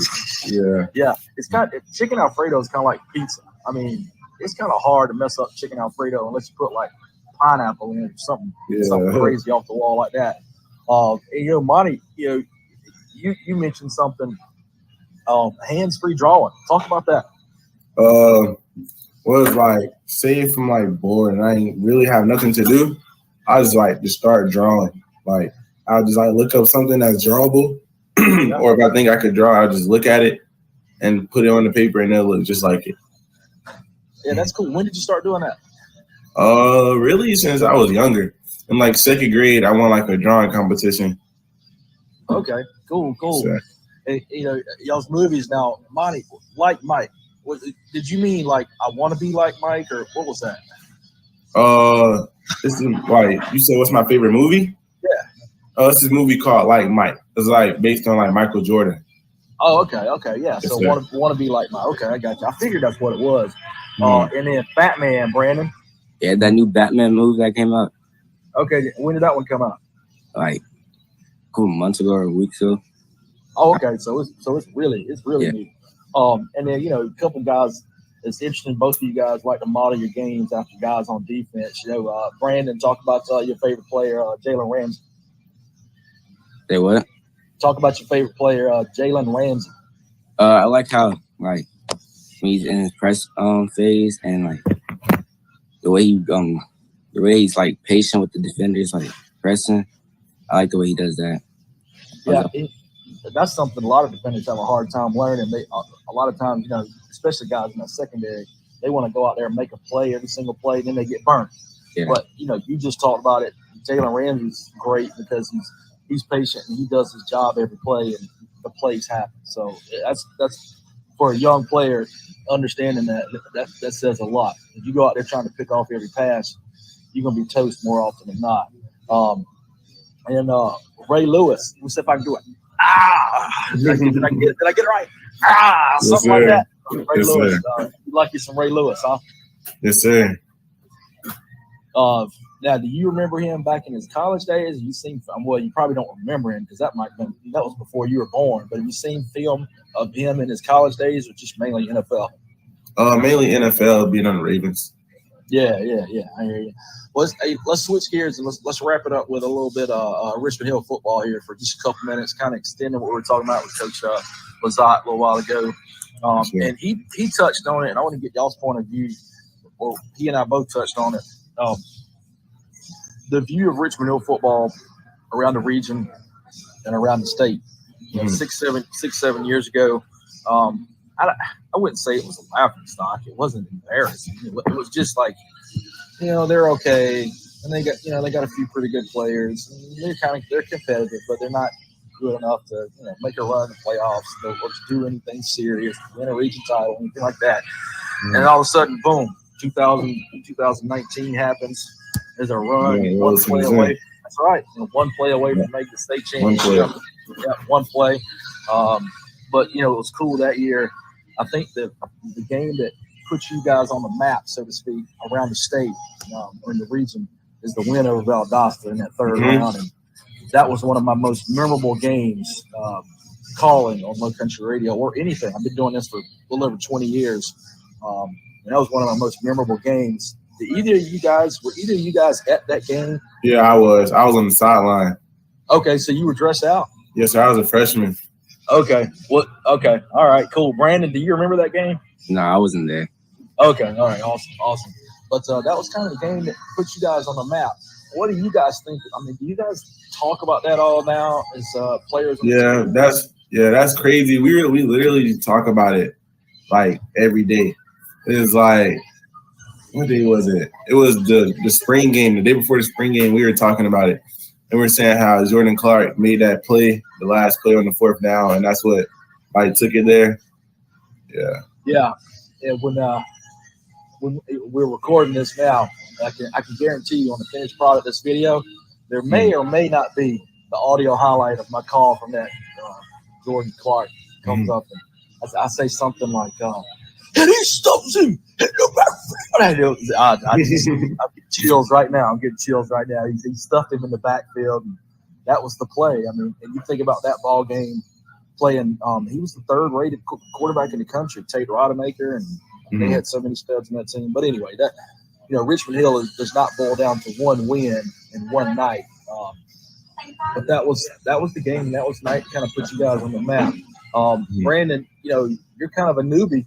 You're not a newbie to Richmond Hill. You're not a newbie to Richmond Hill program. Been around, both of you guys have been around for a long time, grown up here. But Brandon, what's your thoughts on the program in general and how you're respected or not respected enough around the region and the state as a young guy coming in? I respect it a lot. Like in the middle school, weight room program, like we wasn't really doing a lot. But when I got to high school, I started lifting a lot of big weight and stuff. And then when I got on the field, I learned so much more. And I've seen some stuff on social media. You've been spending a lot of time with some 7-on-7 stuff and some camps. What kind of things did you learn there? Just like the press techniques and stuff. Okay, so you're gonna be spending a lot of time in the secondary this year? Yes, sir. Yep. Yeah. With Tommy Bliss being gone and the Dobson brothers and Hayden McCullough back there in that linebackers core and that secondary core, you got some big shoes to fill. Yeah. Looking forward to it? Yes, sir. I am. Monty, I know, and flip the script a little bit. Monty, you're going to be kind of looked at as one of the old dudes, so to speak, one of the leaders. The last couple of years, it's always been interesting to see who's going to step up to be that leader. You guys have anybody? It's kind of hard in the spring because you just barely get your feet under yourself. But if it had to be a couple guys on that ball team that are vocal leaders, who would it be? Like the whole team or just the O-line? Well, both. O-line, I would say I try to do my best to help the younger guys. Even the older guys too, I try my best to help. But also I would say Landon Hurst and Zimbalati, him. And then full team, I would say the person that's always ready to go, always trying to build us up would definitely be Zion Gillett. Oh yeah, and I know since Coach Lazat had to head out, I didn't even have time to talk to him. Zion Gilliard's a kid that last year he wasn't getting much playing time early in the season. We kept asking him, what? Because we saw flashes in the spring game and early in the season. He said, you got to remember, he transferred from Long County, and they didn't play a single game during 2020, the first COVID year. So he hadn't played a down of football. It took him a while to get his legs under him. But, boy, when he got his legs under him, he was a beast. And from what I hear in the offseason, he slimmed down just a little bit, kept on his muscle, and he's going to be a beast. Yeah, he most definitely got bigger and faster. Well, he's really, really strong. He's already a power back. But then being that he got faster, he's most definitely going to help us. Yeah, we're looking forward to that. Yeah, during the spring game, he had a lot of big runs too. Yeah, I saw that game film. Anything? All right, I'm gonna put you guys on the spot a little bit here, real quick, before we let you guys go. If you could think of anything funny, anything hilarious that any of your coaches done, be it Coach Matt Lazat or any of your assistant coaches, anybody. I mean, look, all three of us are athletes. I mean, I can't do what y'all do anymore, but we all came through programs, and there was always things that our coaches did that we would always mock in a fun way. I could think of so many right now, former coaches. But if y'all can think of anything that one of your coaches, like anything that they say constantly, anything funny. Hayden McCullough was the bomb this last year. Every coach's show, he would have something different. But anyway, if y'all could think of anything, I'm trying to think. No. I'll tell you what. All right, I'll let y'all think about that, and I'll hit you up with one more question. Monty and Brandon. Monty first or Brandon first. Goals for the upcoming season.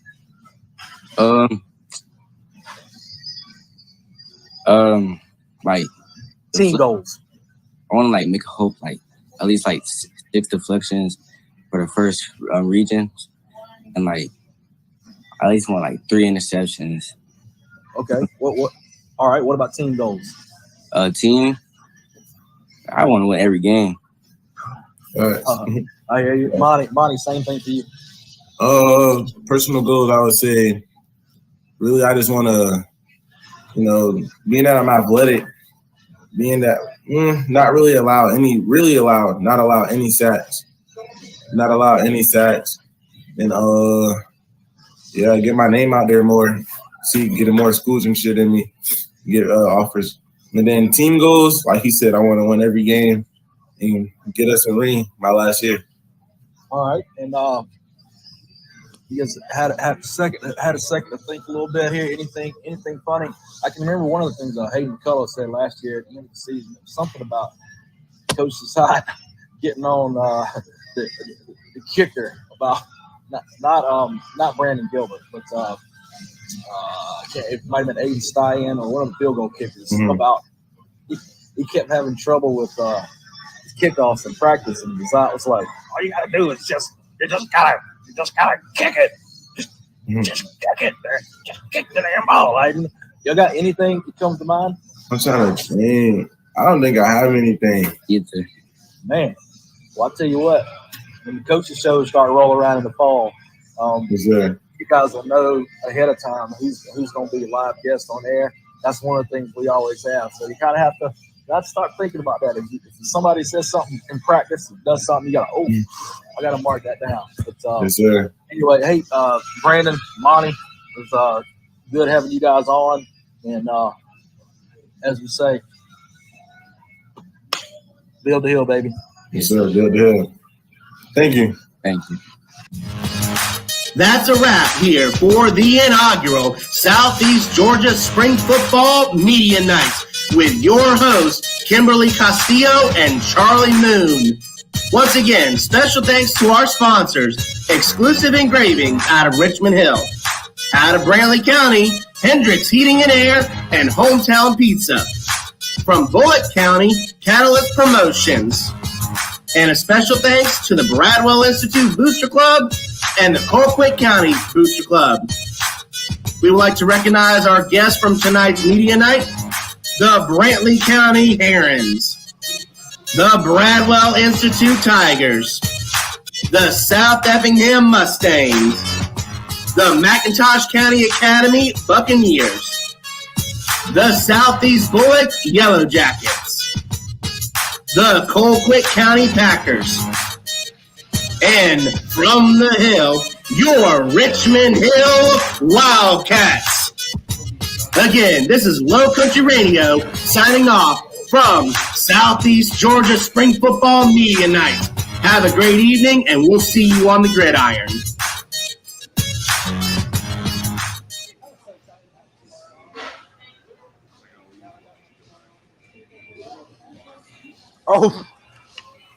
Oh, we're done.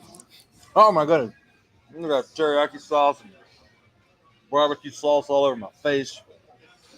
Goodness gracious, I'm going to have to go clean up in a little bit. Thanks, guys. Yes, Chris Zimbalani. I'm renting the seat here. You wouldn't believe how many bonus points I have with Buffalo Wild Wings. must be, I don't know, 800,463,000. I think I could eat free for like, I don't know, the next 12 years. But anyway, on a serious note, thank you so much for everyone joining us tonight. It's been amazing. You talk about a Friday night, the week after school's out. Everybody's gone on vacation. The same night that Georgia Southern makes history and hosts the first regionals that they've ever hosted. Of course, they hadn't even thrown first pitch yet because of a long rain delay. Texas Tech and Notre Dame are still playing. But just want to thank everybody from all of our sponsors. First of all, from Hendricks Heating and Air in Brantley County and Hometown Pizza in Brantley County, Catalyst Promotion with Dennis Miller in Brooklet for Southeast Bullock, and a couple of our booster clubs, Bradwell Booster Club and the Colquitt County Packer Nation Booster Club, and our title sponsor, Chris and LaShonda Hartley out of Richmond Hill with exclusive engravings. Just want to thank all those sponsors. You can't do. I know we've had a lot of fun tonight. We talked about some serious things and some not so serious things, but you can't do these things without these sponsors. And it's, we had a little over 3,000 views during the show tonight, and I'm pretty touched at that, to be honest with you. That's incredible. I mean, the comments just on this Facebook feed alone have gone through the roof. Close to 400 maybe. I'm not sure. Last time I checked, it was about 350, and that was a few minutes, I don't know, 20 minutes ago. The race to the finish on Sunday night at midnight will continue for our $200 cold hard cash. This video will remain permanently on our social media platforms. Also, look, I can't leave this place without or leave the screen without thanking Kimberly Castillo, our host for tonight, and Philip Lyons Jr. for putting this video together. A lot of the low country radio stuff we do with sound and commercials and background music and things like that during our audio only shows, our radio shows. I take a lot of time and put a lot of that stuff together. But this video stuff, I could have done this, but not nearly as good as Philip Lyons Jr. He's been amazing between him and Philip Lyons Jr. and Kimberly Castillo over the last 72 hours. They've probably heard my voice entirely too much, but there's a lot of detailed things that I wanted. I had a vision for it, and we worked through it, and it was great. So tonight's been great. Remember this over the summer. Always turn to somebody you know, like we always say. If it's the first time you've ever seen or heard any show from Low Country Radio, every time we broadcast a Richmond Hill event, we always say, going off the air, turn to somebody you know and tell them you love them. And build the hill, Richmond Hill. But this country's gone through so much the last few years.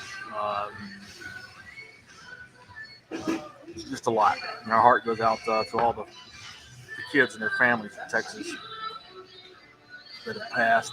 The family from Calvary Day, just in the last few days, that have passed away in a horrible boating accident. It's a lot of loss around us.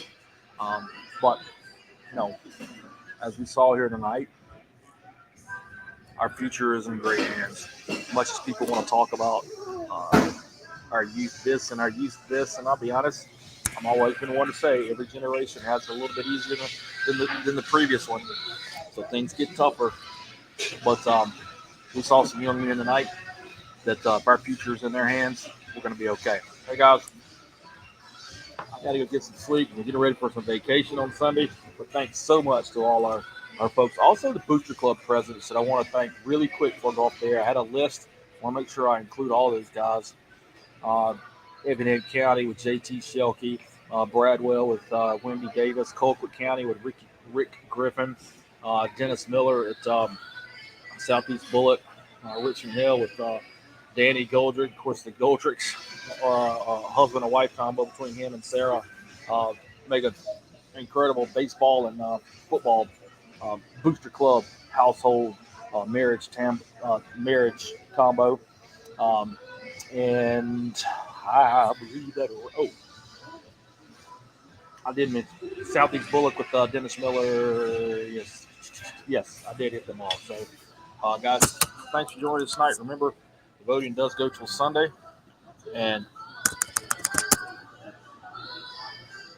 turn to somebody you know you love them. Turn to somebody you know you see. That's how tired I am. Turn to somebody you know, tell them you love them, and build the hill. Everybody have a great summer, and bigger and better things coming for Low Country Radio. If you're interested in your own coaching show for your team, like I said in the box, shoot us a message, shoot us a text.